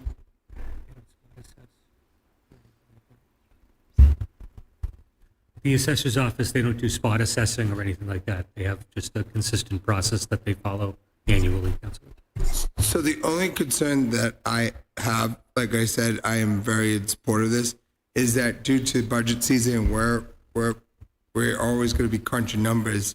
The one thing I'm concerned about is that we're not selling the property and getting, as bad as it sounds, getting money like more for our buck. As we are always asking for more money, and we're selling buildings. And I just don't think it's right in that sense that we just sell this building based off of our assessor's value and not going out and looking for similar properties in areas that are selling in that amount and seeing what their value is as well. That's my only concern about this. Fair enough. Just keep in mind, though, that over the course of the lease, since the academy has been utilizing the school, there's been quite literally zero capital outlay from the city in that context. So all improvements have been done by the Islamic Academy to the tune of roughly $1.38 million. No cost to the city in terms of those improvements. But ultimately, I think my suggestion to the council would be to keep in mind that there's currently this lease in place going back to December of 2011, where the Oakland Avenue School Trust has been paying $5,000 a year, and they don't own their building. They don't have ownership of their future under the context of that lease. However, as I mentioned earlier, this would allow for immediate revenue of $200,000 at closing, and then from there, there would be this term of paying of the city of the funds that we've discussed, and ultimately generating significant revenue by way of that arrangement as well. So I think in my opinion, if I were sitting on the council side, for me, this is a no-brainer in terms of the generation of revenue, getting away from that lease agreement, but also getting the academy into a place where they're able to have ownership of their building, of their future, with this win-win for the city. So I would just try to encourage you to think along those lines if, such an encouragement were asked of me. It wasn't really, but that's my thinking. Councillor Marsan. Everyone else should speak first, though, before I speak again. That's all, just to be fair to everyone. Could you? It's okay, but I can ask my question, too, so I'm all right. Okay. I thought you still had the floor since you were. All right. Does the financing portion of it, is that set in stone? Because in one phrase it says that they're looking for potential outside financing, or would we be financing it? I know both options are there, so I just didn't know if that decision was made, or if we're making that decision, if we're looking for that. So this will be the beginning of a significant process that would obviously directly involve legal. I don't want to speak too much out of term, perhaps, until he's back. But this is the language of the offer that had been made. So at this point, tonight's resolution, this would be, in essence, that first step in authorizing us to proceed with the establishment of that framework. But regarding any legal specifics, I'll leave that to the solicitor when he returns. I just didn't know if that was the only option on the table was financing, because I'm torn between it because I want the extra money. I like financing it because we're going to get an extra $2 million through the 6%. So, on the other hand, I'd rather have the cash in hand. Just one comment, though. These people have been so good to us, and they've dumped so much money into this property. I've thought about this a lot over the weekend about, the assessed value and market value. And you say, we got to be fair to these guys. They've been committed to us. I don't know. I've been tortured, but I'm saying the assessed value at some point, at least we have a value. It's just like we all have a value on our properties, on our own homes, and it's not 100% of the market value, but it's a good indication of what it's worth. So I don't know. I just say we have to go with, they're committed to us. That's all I can say. So we have to be committed to them. Thank you. I'm going to pass. Thanks. I just wanted to give my quick 2 cents. I've had the opportunity to visit the mosque several times and see, presentations of how this school has continually grown year after year. We heard all these people who came out speak about the product, so to speak, right? These students who are coming out. They've done such a wonderful job. I am a little taken back that there would be any reservation whatsoever. I think it really is a win-win. And even the assessed value, I think when we look at it, to Councillor Marsan's point, there is more value in this for this community versus someone, let's say, off the street, right, who just has an opportunity for investment or something like that. This is what we want to see in our community: a school thriving, growing, a community focusing, bridging, this community within our community and just thriving, really. So I think the assessed value is more than fair. I think we have been getting, with the current lease, basically nothing, right? This is a win-win. We're getting money up front. We're getting a fixed interest rate, which I think is very fair on both sides. And assessed value, quite honestly, I've looked a lot at assessed values for commercial properties. In my opinion, I'm not a professional in this, but my lay opinion, I think this is more than fair. And I just wanted to give my 2 cents. I hope it passes. I think it's wonderful for our community, and that's all I have to say about it. Thanks. Councillor Valley, then I'll go to. Thank you, Madam Chair. Through you to the mayor. Are we following the procurement law, Chapter 30B? Mr. Solicitor? Yes. 179 pages here. Was the property declared in surplus? It was. When? It was declared in 1999. How come we don't have... Surplus TR 0059 on July 10th, 2000. The town issued an RFP for the disposition by sale and/or lease on October 29th, 1999.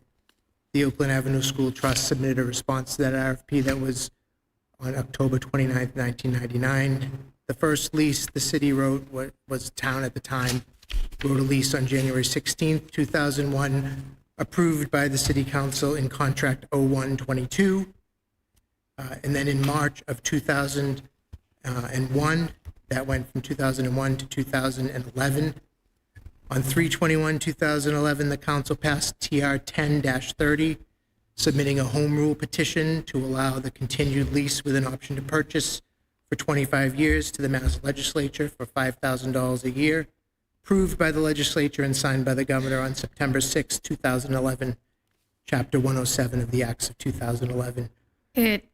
Excuse me. How come the records and the meeting votes and the minutes are not attached to the resolution? It's the mayor's resolution. I think you could have asked for that. I mean, we have all that. I didn't know it was information. declared in surplus, so how would I ask for a document if I don't know something that already happened 20 years ago that I was not here? Valid. So I included a resolution. I attached the lease from the solicitor.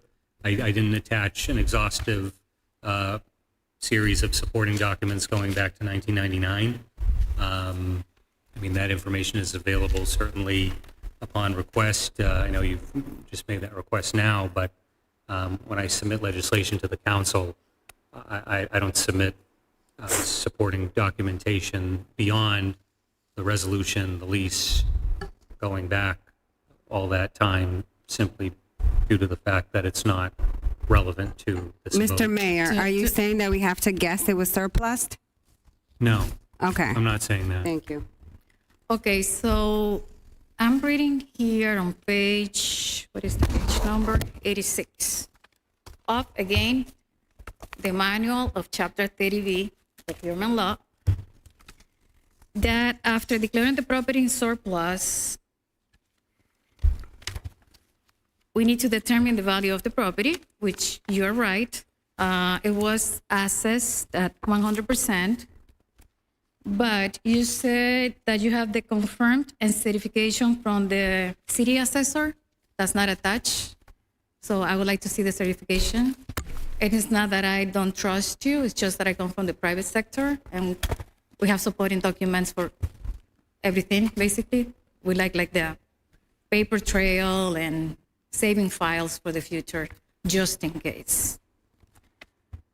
And also, oh my God, I lost my. So my question, this is through you, Madam Chair, to the city solicitor. So if the property was declared in surplus in 1999, what happened with the follow steps for the law? They were all followed to the letter. They were followed? Yes. Okay. And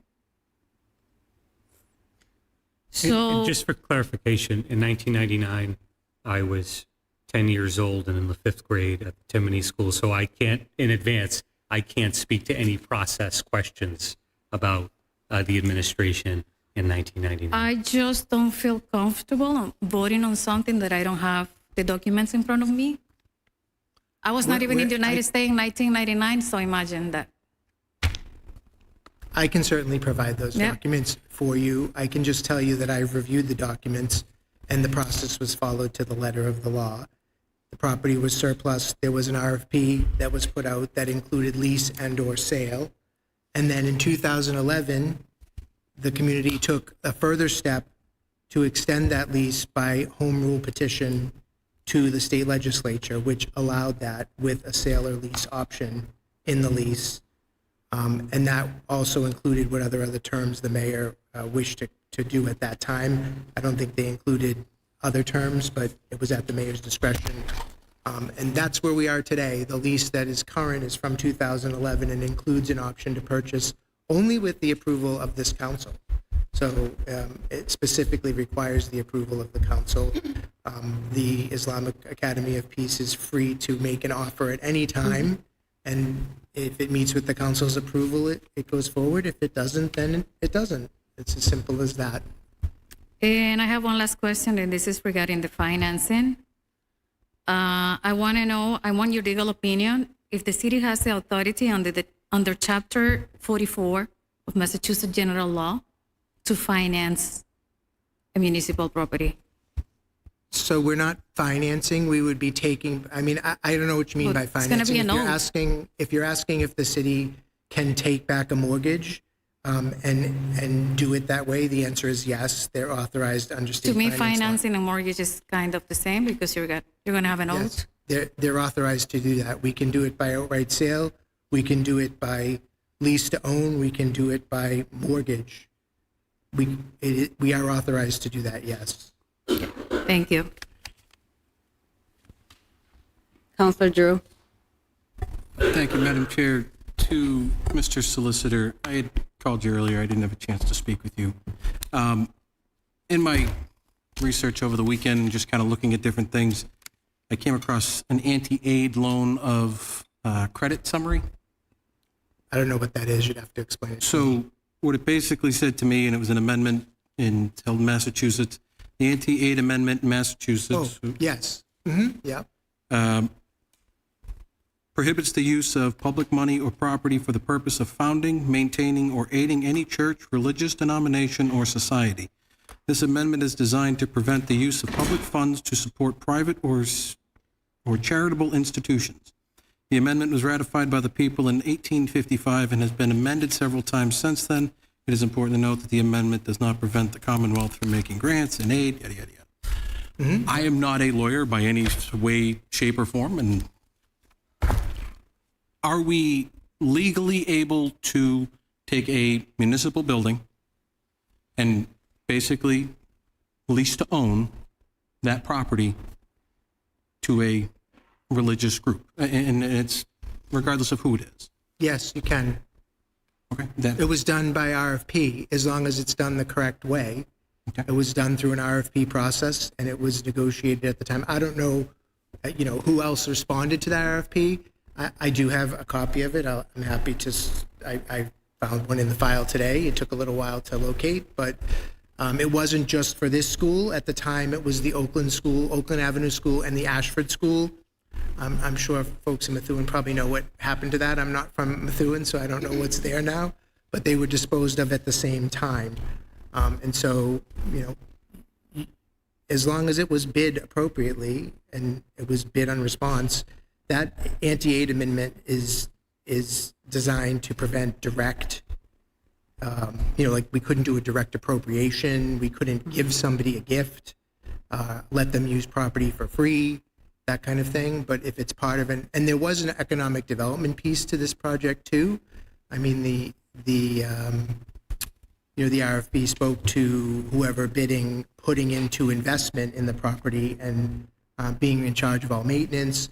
And the folks that are in the property now did, I think it's, in the resolution, they did invest significant amounts of money in it. So I don't think that that's an issue here. No, I want to be quite clear. I think they're a great school. They're doing great things with all the community. I just want to know that we are going to be legally sound and not have any sort of blowback on this in any way, shape, or form that looks like we're doing something outside of what we're legally allowed to do. Yeah, So- it doesn't prohibit a sale based on an RFP. If there were no RFP, well, that would be a different story. If there was just some kind of secret deal, but that's not what went on here. It was a public process. I don't know. I'm assuming there were multiple responders because the other school was disposed of, not with this group, but with somebody else. So as far as I can tell, there's no issue with that here.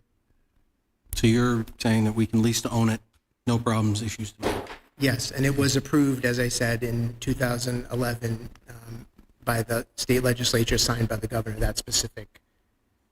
And we'll be putting mortgage documents to this basically to allow them all the same things that most businesses and anybody who buys a property has to adhere to? It would be a standard commercial mortgage requiring payment. I mean, I will say that a mortgage is a mortgage deed. We still technically own the property while they're making payments. So that's how every mortgage works. That's what gives you the right to foreclose. And if at some point there were issues with payment or the organization ceased to exist and stopped making payments, the city would be able to claim the property just like every other mortgage that you have. So it would be a standard commercial mortgage. Okay, thank you. Counselor Pesh. Thank you.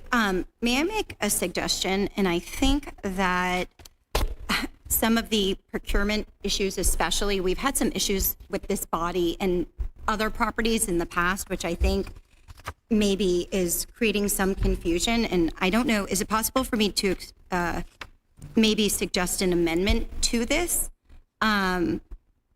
Even going forward with other similar orders, maybe one line, because I don't think we necessarily need all those supporting documents, especially if they're going back, almost 30 years. I certainly don't want to waste even that amount of paper. And I kind of rest on the fact that I would hope that our solicitor, our mayor have done their due diligence already before they put this forward. But in order to alleviate maybe some of the concerns, if we could add a line somewhere, and I'll default to the solicitor on exactly how to word this if he wants to incorporate it, but, whereas all procurement has been solidified, and maybe reference those, ordinances or whatever you read, the TR, whatever's going forward, so that if someone like Councilor Valley is reading this, she sees that it was followed and she can look up those or request those on her own, just to kind of alleviate, the 15 plus minutes we've just deliberated about something that has already been done 26 years ago.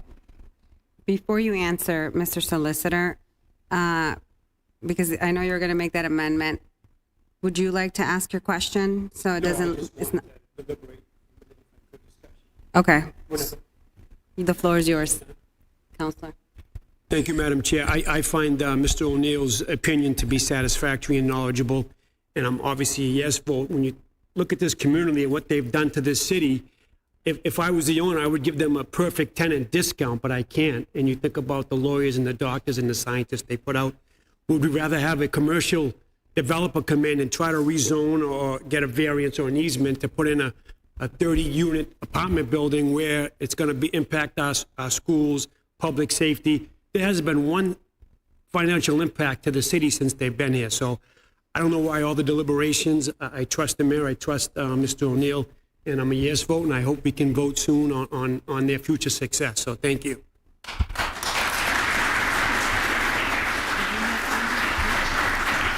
So I'll suggest the amendment to add just one line into this that says, something along the fact of, whereas the proper procurement and satisfaction of the same has been, done for this property. Confirmed by the city solicitor?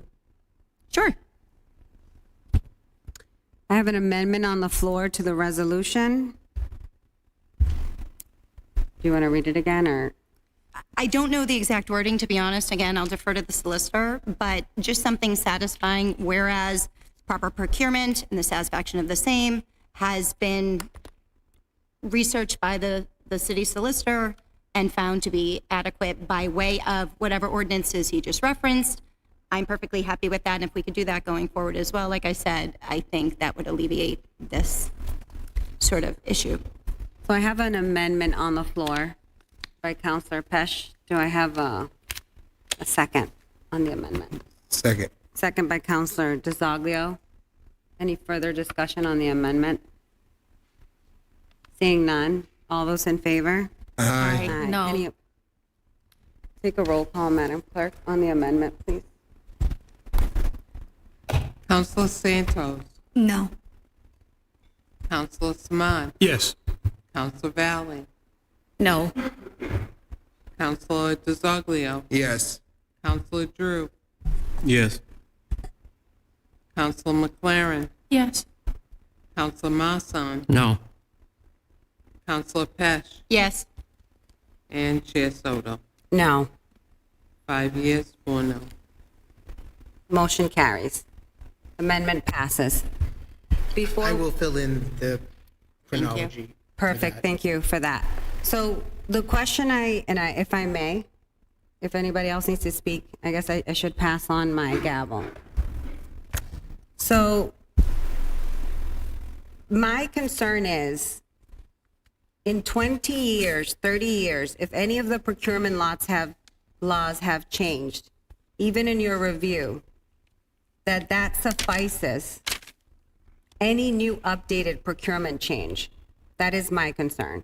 Because if it does, then fine. Because I do feel they should buy the school.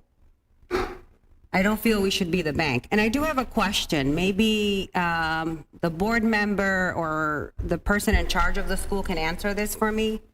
But you currently pay $416.66 a month. And your payment's going to be $15,000, $979.32 a month. For me, I would have stayed as a tenant. I'm not going to lie, with the school. So I guess I need some rationale on why the purchase versus and I've heard this on this floor in previous meetings, the sweetheart deal. So I'm just going to throw it out there because I don't want us to look like when we were doing certain things for other people, we called it that, but when it's really in front of us, we're not calling it that. And by the way, I do think they should buy the school. So if anybody can answer that for me, because the rationale for me as an investor does not make sense. It should be on, sir. Okay. Thank you. That is a very good question, Chairwoman, sorry, I apologize. We had approached the mayor to extend the lease beyond the 2036 timeframe. We have 10 years in the lease. We had approached the mayor's office to extend the lease because we were looking for even more capital investment, for example, solar panels. And that would alleviate our electric bills and secure that. So we have enough real estate on the roofs and stuff. So we were thinking of putting it, let's say, another 200,000. Don't quote me on that, but something around that with the refunds. And at that time, we were indicated that we were given the information that it will be very difficult for the city to extend the lease. And maybe it would be appropriate time now for us to try to purchase the building. And we looked at our banks, we looked at our payment plan, we looked at our donors, etc. We talked to all of them. And I think the terms that the mayor has proposed, we have proposed to the mayor and the mayor has accepted. I think we can afford it. And that's why we wanted to secure the building now, as opposed to wait 10 years from now. And as you know, the political climate in the federal government has been changing a lot as well, with the backdrop of all of that. So all of these combined factors, and with the support of this body and the mayor, we thought it was an appropriate time to take the step and try to purchase the property. That is the beginning and end of it. There's nothing secret around it. That's Okay. how it happened. So what's attractive to you and the school and the board is that we're financing this for you? Is that obviously you're putting down 200,000? Yes, that is quite attractive for us, yes. Okay.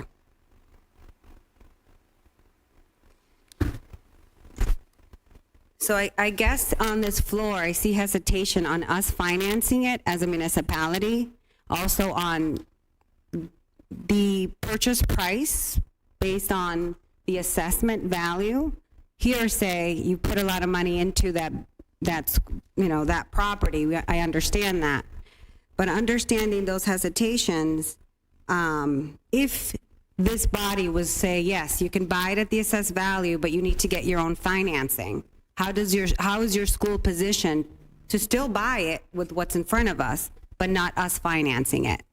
It will be, I'll be very honest with you, it will be very difficult for us. Difficult, okay. It will be definitely difficult for us. I'm not saying it's impossible, but it will be difficult for us. Okay, thank you for being honest. Okay, thank you for your help. Thank you.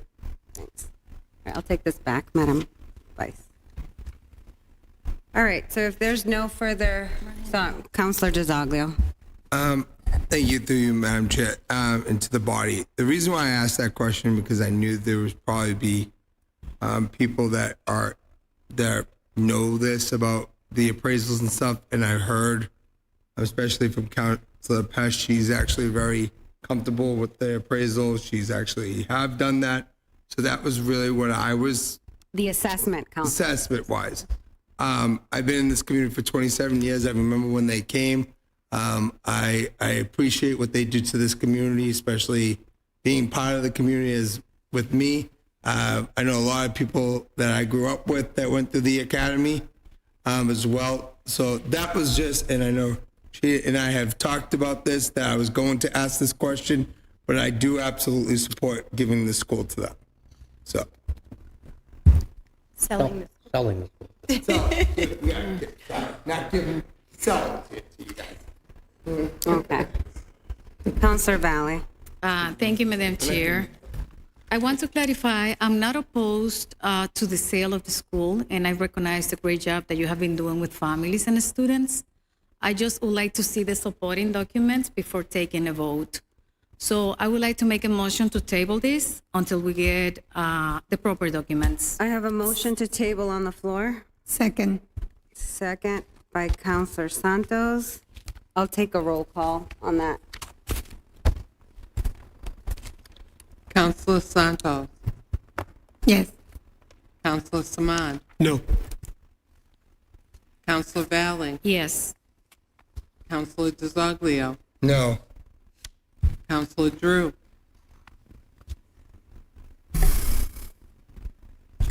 No. Counselor McLaren. No. Counselor Masson. No. Counselor Pesh. No. And Chair Soto. No. 7 no, 2 yes. Motion carries. I mean, fails. Sorry. Okay. So back on the main motion. Are we ready? Discussion is over. Any further deliberation? Okay. I'll take a roll call on this. I need a motion to adopt the resolution approving with the, it's an amended motion, resolution now with Counselor Pesh's amendment. So moved. Second.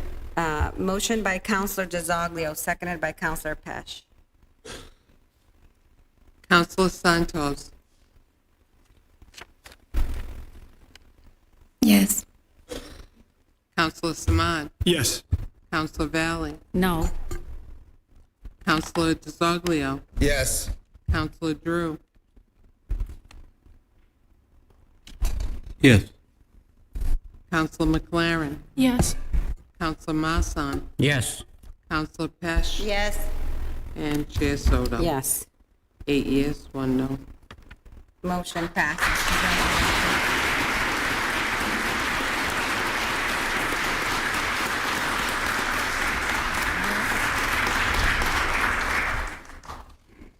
Next on the agenda, you guys don't have to stay for the rest of the meeting. If you'd like to go, you can. Have a good evening. Farewell. I hope some of your students run for office. Do we want to take a 2-minute? Do we want to take a 2-minute break? I'll take a motion for a 2-minute break. So moved. Motion. Counselor Pesh, Counselor Drew, all in favor? Aye. 2-minute break.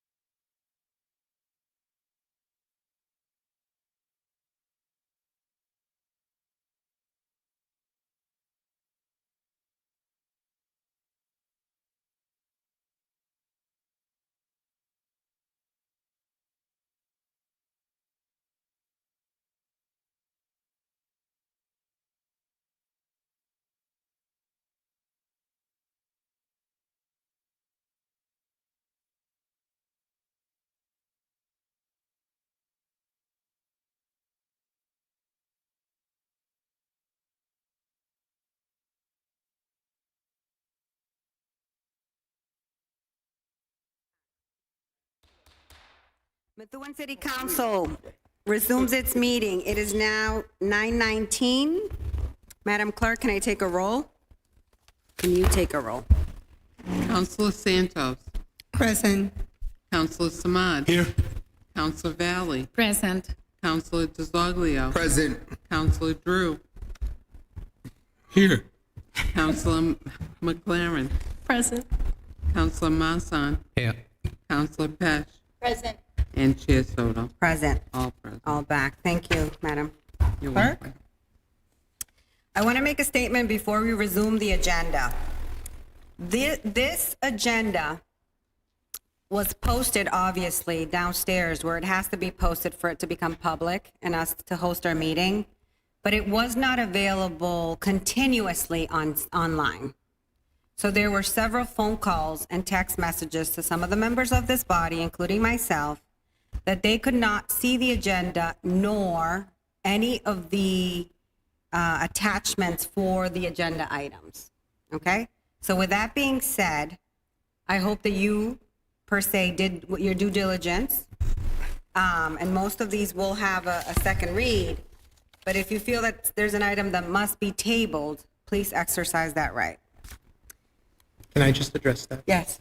So I just want to clarify for the public that the official posting place for the city of Methuen is the bulletin board outside the tunnel, and that fully complies with the open meeting law in all respects.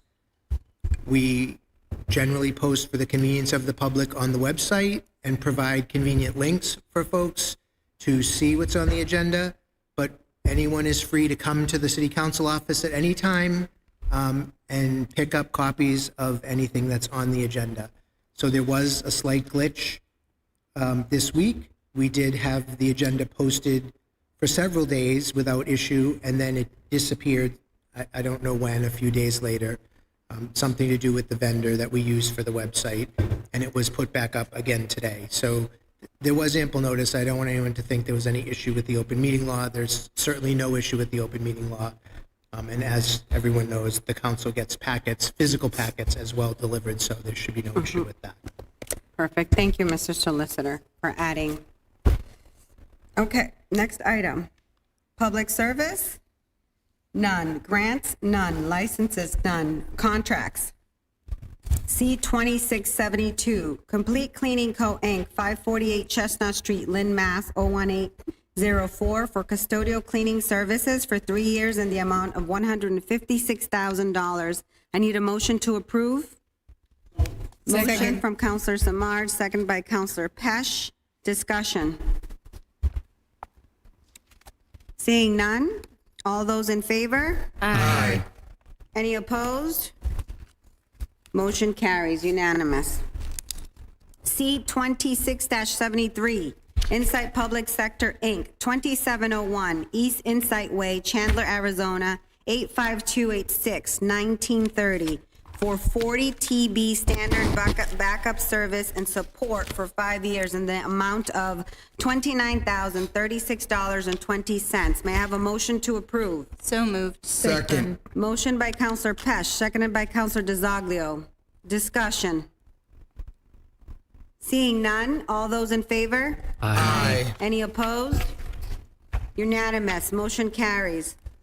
C2674, Turf Products Corp., 157 Moody Road, Enfield, Connecticut, 06083, for 3 Toro 60-inch Sinister 6,000 mowers in the amount of $63,903.81. Can I get a motion to approve? So moved. Second. Motion by Councilor Pesh, seconded by Councilor DeZoglio. Discussion. Councilor Madam Valley. Chair, through you to the CAFO, when I review the FY26, the existing balance is $53,201 with 52. So where did you get the difference from? It's like 9,000, no, actually 6,000 something.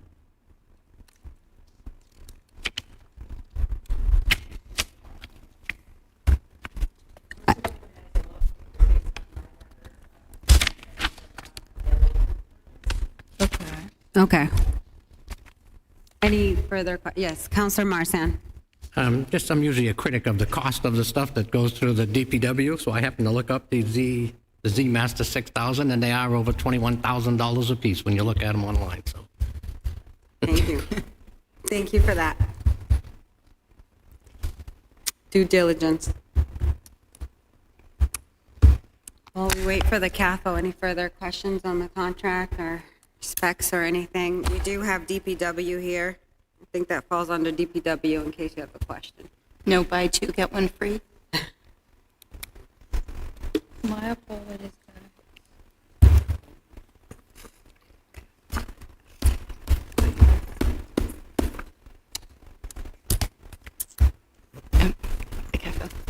Madam CAFO. Line you're looking at?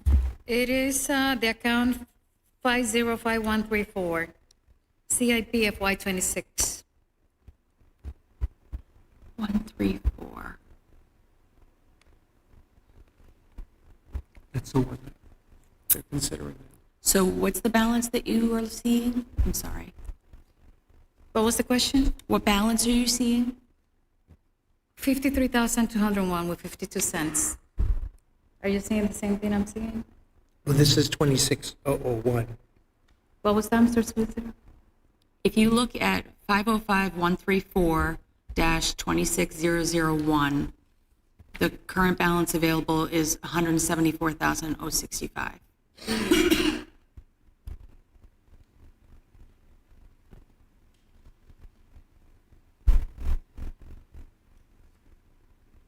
Well, that's fine. So is that the same account number or different account number, just for clarity? It looks like it's the same account. It sounds like it's the same. Because was she stating as a,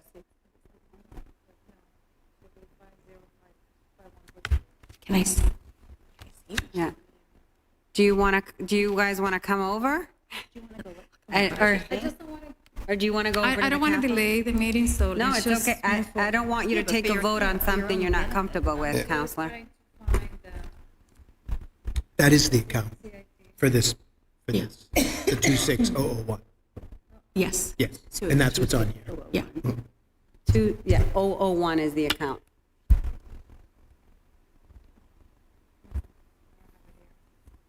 No? Okay. All right, no further discussion. I'll take a, all those in favor? Aye. Any opposed? None? Motion carries unanimous. C2675, Northeast Pumps, NEPV LLC, 30 Grando Drive, New Haven, Connecticut, 06513, for water treatment plant, WTP vertical turbine pump, rehabilitation in the amount of $168,880. I need a motion to approve. So moved. Motion by Counselor Pesh, seconded by Counselor Samar. Discussion. Counselor DeZoglio. Thank you, through you, Madam Chair, to the mayor. And I heard that this is just like one thing we need to do. Is there going to be more of these contracts coming forward for the treatment plant, and when do we expect them? Because I heard that the treatment plant really does need like a lot of updating. Okay, yes, as the mayor's saying. So when do we plan on that coming to us, because it is our water? So if I could just jump in there for a second. So part of it is that we're going through and costing out what things would be so that we could do an RFP, et cetera. So having that work done.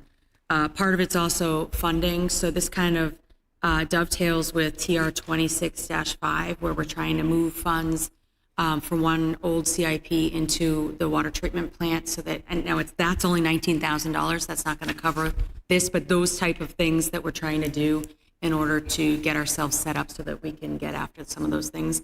And we'll also be looking at it during 27 CIP. And have we, do you, Madam? And have we thought about, I don't know, grants or anything of that sort? Like I said, Just to dive in real quick and add that there are the issues at the water treatment plant. They're very old issues. There's a lot of infrastructure that has been neglected for many, many, many, many years. And so we have a lot of catching up to do. And so the DPW director has been down there, I think on the daily, just, being present and sorting through, the issues that exist. The former superintendent recently departed the city. And so we're in between superintendents. I think he could probably speak a little further into the details about that. But anything that is urgent in terms of fixes that need to be made, we're getting after them by level of need. So we already have some things on the agenda tonight like this, but we're going to keep at it. It's just there's a lot to catch up on, a lot of very old issues.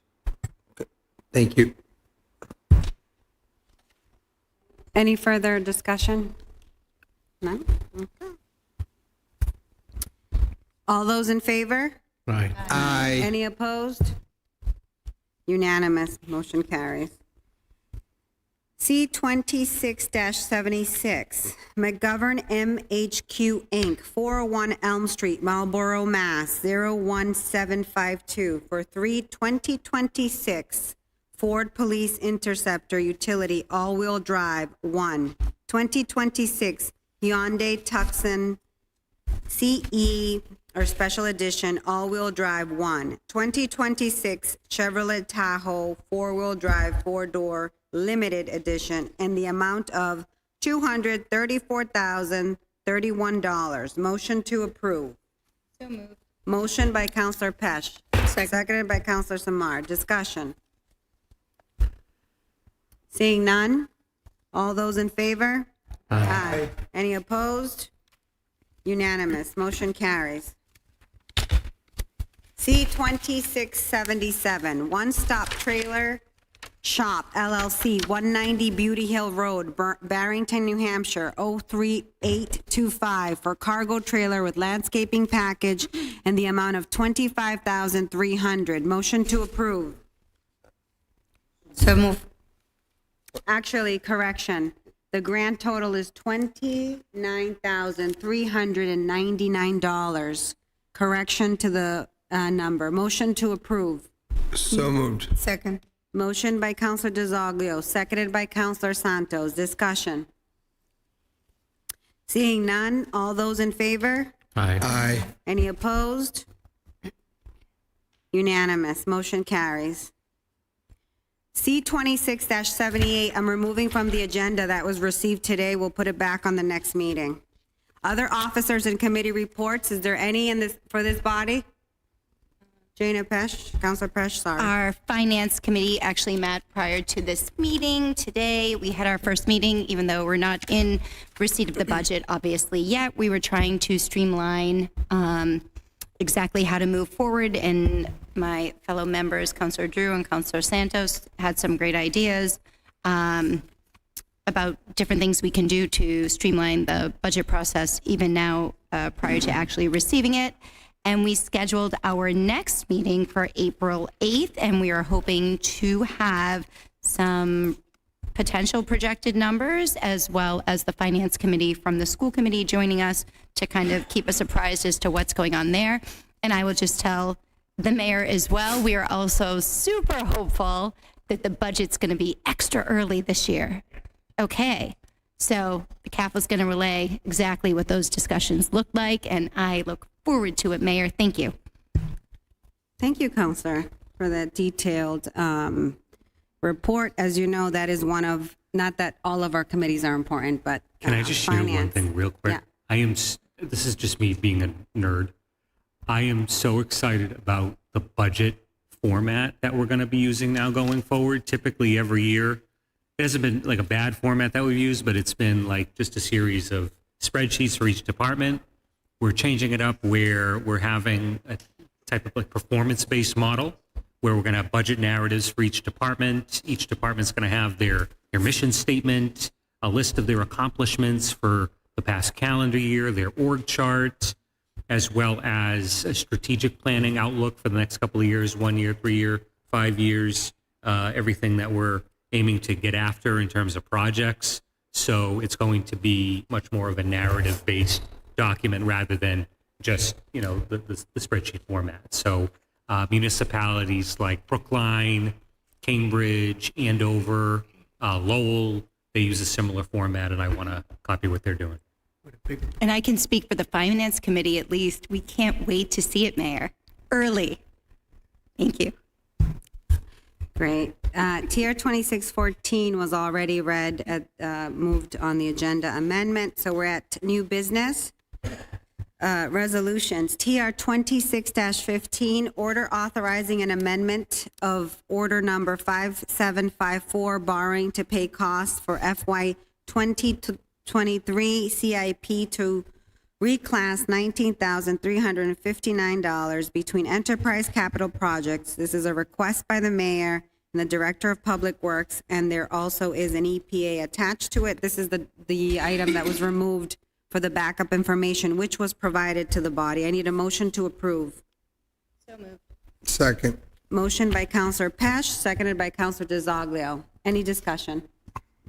No, seeing none. All those in favor? Aye. Any opposed? Madam Chair, don't we need to vote on the EPA?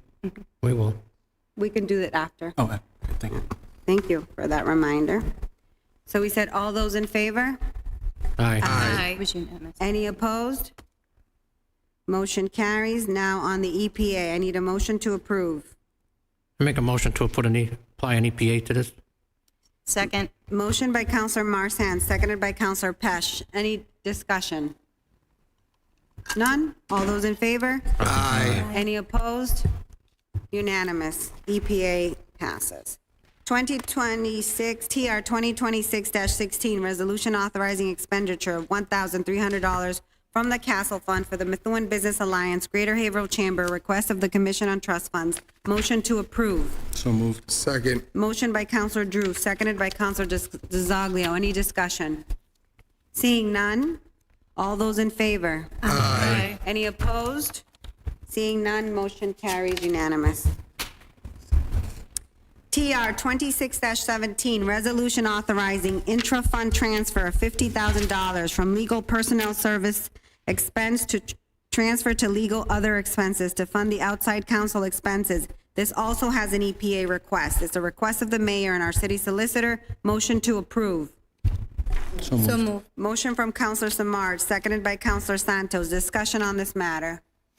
Seeing none, all those in favor? Aye. Any opposed? Motion carries unanimous. On the EPA, motion to approve. So moved. Second. The EPA on this item from Councilor Drew, seconded by Councilor Pesh. Discussion on the EPA. None? All those in favor? Aye. Aye. Any opposed? Motion EPA passes unanimous. TR 26-18, resolution authorizing transfer of $292,000 from the General Fund DPW Personnel Services expenses to General Fund DPW Other Expenses to fund increase in utility costs. Request of our Mayor Beauregard. Motion to approve. So moved. Second. Motion by Councilor Valley, seconded by Councilor Santos. Discussion. Am I going too fast?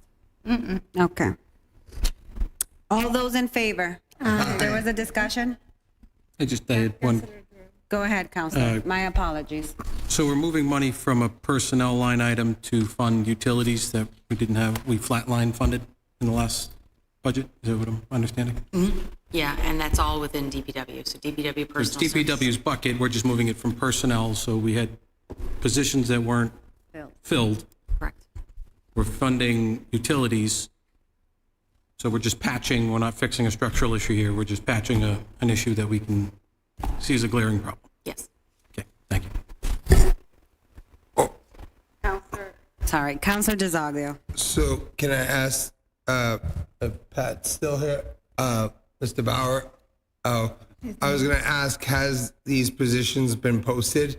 So, because I'm assuming these personnels were open positions, have they been posted? Because I know DPW is short with staff. So, That's the mayor.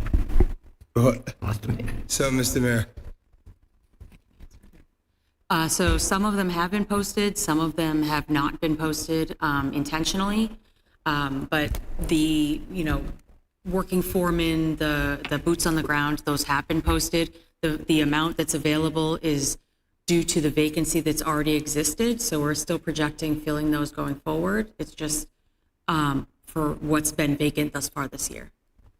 So the question I have for you is, if all of a sudden someone applies, I think maybe I just don't understand how this money would work. If all of a sudden these positions were filled, would you take it back from the utilities? No, so we're leaving enough in those lines to cover it if those that have been posted are filled. But they haven't been filled for a portion of time during the year, so we're taking that gap. Because say there's 50,000 left in there for that position, there's only so much time left of the year. So we've left whatever's in there if we were to fill it, and the difference is now being moved. So we're taking the amount that we didn't use for, say, XYZ position that had been budgeted going back to July 1st. We have it in there going forward if we need to, but in that time, July 1st to now, this is being utilized. There's surplus for that. there. So if I get this correct, if a position's 80,000, just say it's like 30,000 left of the year, you're taking That's right. Okay. Yep. Thank you. And another thing too, so this is something that we need to reassess this going forward, but typically other departments' utility needs will usually be charged to DPW's budget. So that's why this is on the higher end, because it's incorporating a lot more than just what DPW uses themselves. Gotcha. Thank you. And then the other thing too is that, and Cathal can speak to this, how late in the fall we got these projections from the utility companies as to what they would be charging us for utilities, and then we got totally effed over more recently. She can chime in. So in October or around the October timeframe, we got on our invoices a note that was like, we're decreasing your rates. And it was like, oh my gosh, this never happens. And then the following month in November, we got one that said, and now we're spiking it for our seasonal spike. And it went up like 3 times the amount that it normally would be. So it was kind of a yay for, a minute. And then it's the amount that they're charging for that peak time is huge. So it was kind of like that false win, but that's what the mayor's talking about. And we don't use empty promises from utility companies to plan for the budget. I'm just venting as to something that we saw late last year. Just like everybody's bill at their house. True. Any other discussion? No? All right, so let's see where we so we finished discussion. All those in favor? Aye. Aye. Any opposed? Unanimous, motion carries. TR 26-19, resolution authorizing the transfer of $20,000 from the general fund fire personnel service expenses to general fund fire other expenses to fund increase in utility costs. Request of the mayor. Motion to approve. Motion by Second. Councilor Pesh, seconded by Councilor Valley. Discussion. Just for informational purposes, the fire department's one of the rare departments in the city. They have their own utilities coming out of their budget. They don't hit DPW for that. Okay. Any questions on that? Okay. All those in favor? Aye. Aye. Any opposed? Unanimous, motion carries. TR 26-20, resolution authorizing transfer of $10,000 to general fund city clerk other expenses, of which $5,000 from the fund economic and community development personnel services and $5,000 from the general fund city clerk personnel services to fund additional election related costs. Request of the mayor. Motion to approve. So moved. Second. Motion by Councilor DeZoglio, seconded by Councilor Santos. Discussion. Very briefly, and I say this lovingly about one of our departed former colleagues who is now in the school committee. He made a motion during the last budget cycle to cut the city clerk's budget, and he said, I believe, don't quote me, that we're not going to have a preliminary election this year. And surprise, surprise, we had a preliminary election, and this is the effort to cover that cost. Okay. Any Additional discussion? I do have a question, I guess, to the mayor. It's a total of 10,000? Correct? Okay. Yeah, that was there already. Thank you. All right. All those in favor? Aye. Thank you. Opposed? Guilty by Unanimous. Motion association. carries. It's getting late. TR 26-21, resolution authorizing a transfer of $2,500 from the general fund legal personnel services expenses to the general fund city council personnel services expenses to fund unanticipated personnel costs. Request of the mayor. Motion to approve. So moved. Second. Motion by Councilor Samar, seconded by Councilor Santos. Discussion.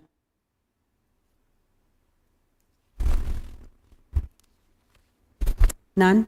Councilor, I was going to, you have a question? yeah, I didn't have a chance to ask this. What is the out-of-class pay provided? I didn't understand what that was.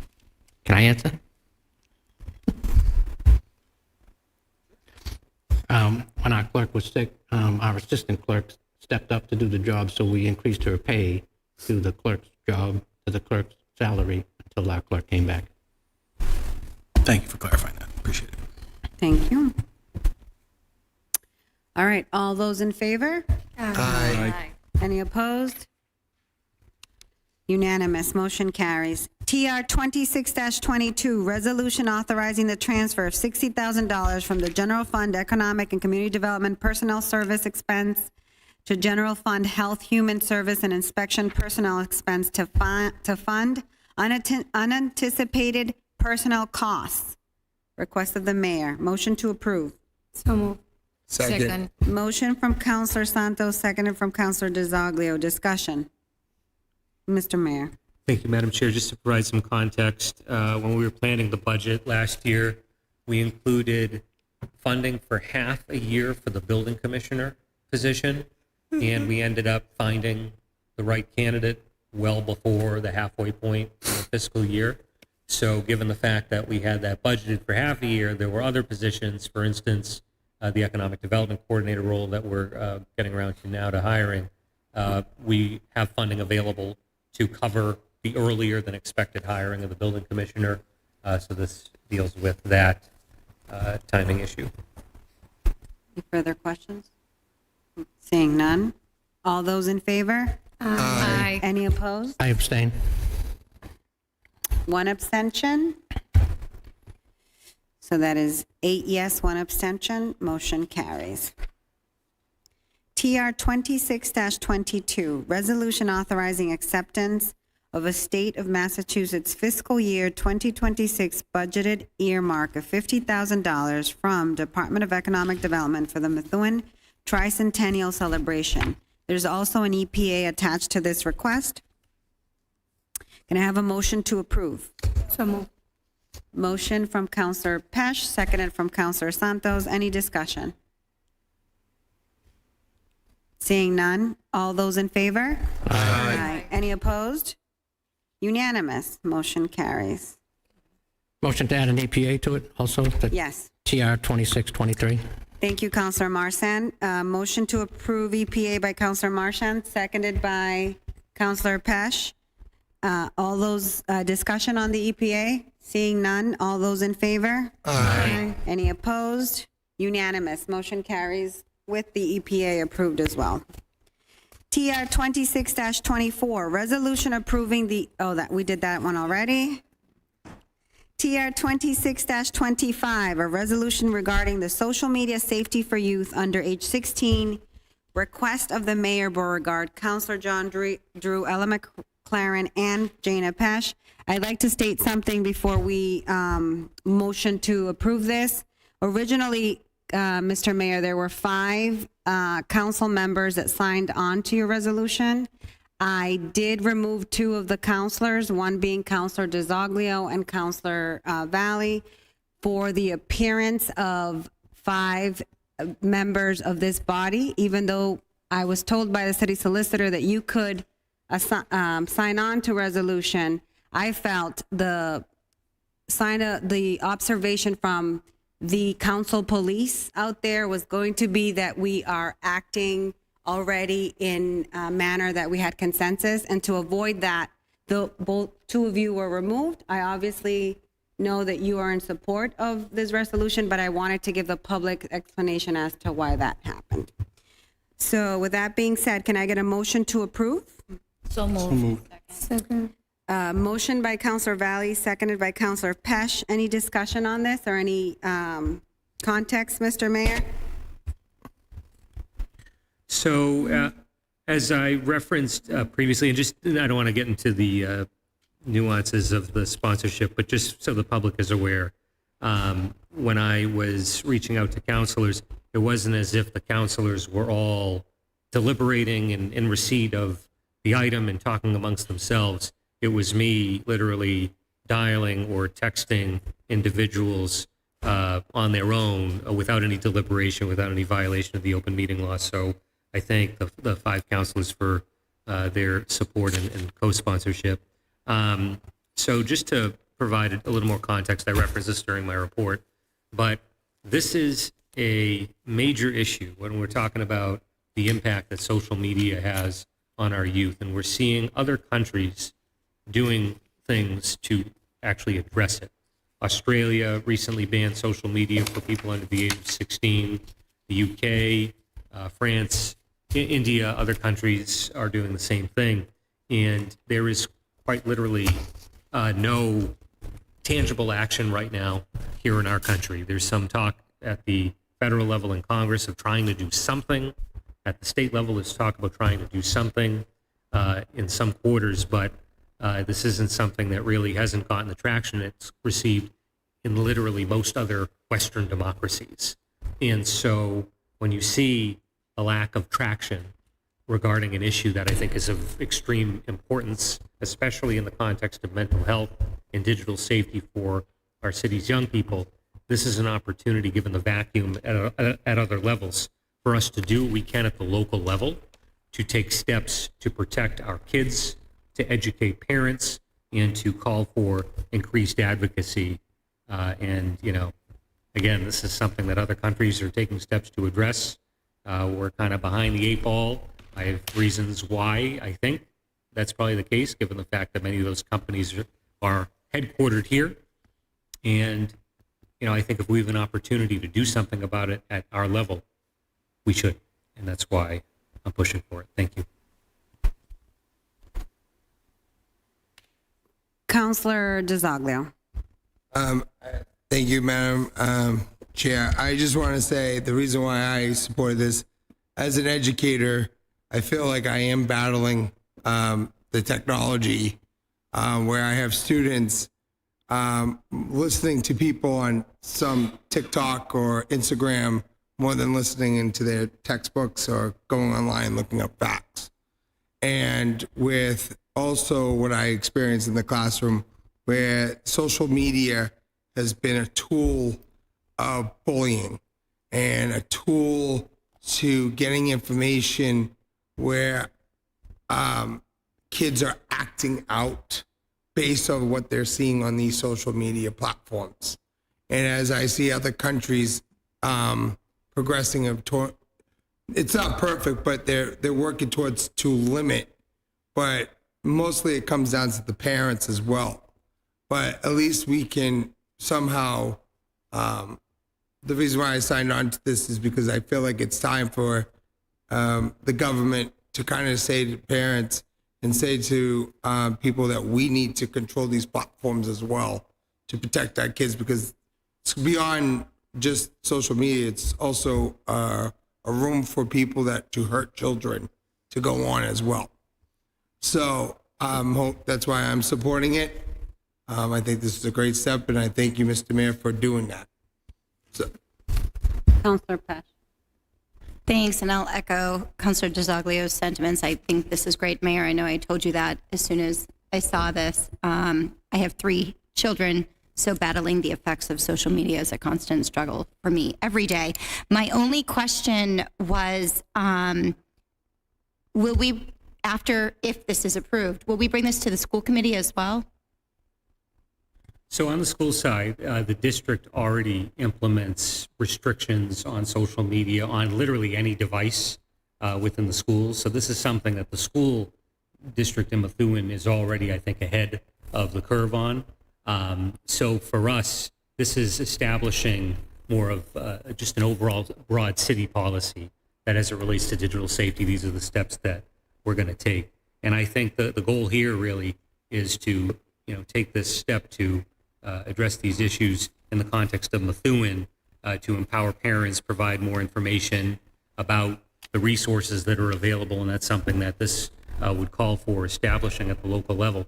I also view it as an opportunity to partner with various civic groups. For instance, at the high school, they have civics groups and the like that I think would be quite interested in this. But beyond that, I'm also sensing the opportunity for a partnership perhaps with Northern Essex, UMass Lowell, Merrimack College, when it comes to that idea of putting together a local parent toolkit, for instance, and for taking additional steps to get after the issue of youth safety. But this is something to the school district's credit. They are, I think, on the leading edge of addressing this issue, and this will allow for us to establish a more formal city policy. Can we broaden it to include safety of social media from elected officials as well? Wouldn't hurt. No, all joking aside, this is great. I think it's awesome to put it forward and have it on the books. Thanks. I just wanted to, thank you, Madam Chair, quickly testify as the resident young person on the council. I'm only 4 years removed from being 16 myself, and so I can very personally testify to the impact of growing up in the age of social media. I had it as a teenager, and I know how it impacted me, and I saw how it impacted my peers. And I think it would be naive to suggest that there's any action Methuen could take to independently and unilaterally limit access to social media for those under 16. That's not what's happening here, obviously, but I think it's a great first step in terms of providing tools and education to young people to feel less alone, to their families to understand how to approach these mental health issues. I think it puts us on the right path. There's no reason to say no to it. Excellent. Thank you, Counselor. Any further comments? Great. All those in favor? Aye. Any opposed? Unanimous. Motion carries. Ordinance none. Any other business for the good and welfare of the community? Councilor Samard. Thank you, Madam Chair. Obviously, everyone knows Methuen, the tricentennial is upon us, and I see Representative Hamilton in the crowd tonight. Just want to thank him for what he's doing for the city and the mayor. I wasn't sure if you wanted to maybe give him a minute or so to plug that if he wanted to. Not sure if that's why he's here. Thank you for the earmark. I don't want to hold you guys up. We'll see you Friday. Perfect. Thank you. That's all I have. Thank you. Anything else from the council? No. I want to Motion to mention adjourn. that you have the Dominican Independence Day art display, and they'll be here, Mr. Mayor, for how long? For the month of March? Okay. Well, thank you for that. I'll take a motion to adjourn. Second. Motion by Councilor Drew to adjourn. It is now 9:58, seconded by Councilor DeZoglio. All those in favor? Aye. Any opposed? This meeting is adjourned. Good night, Methuen. Thank you.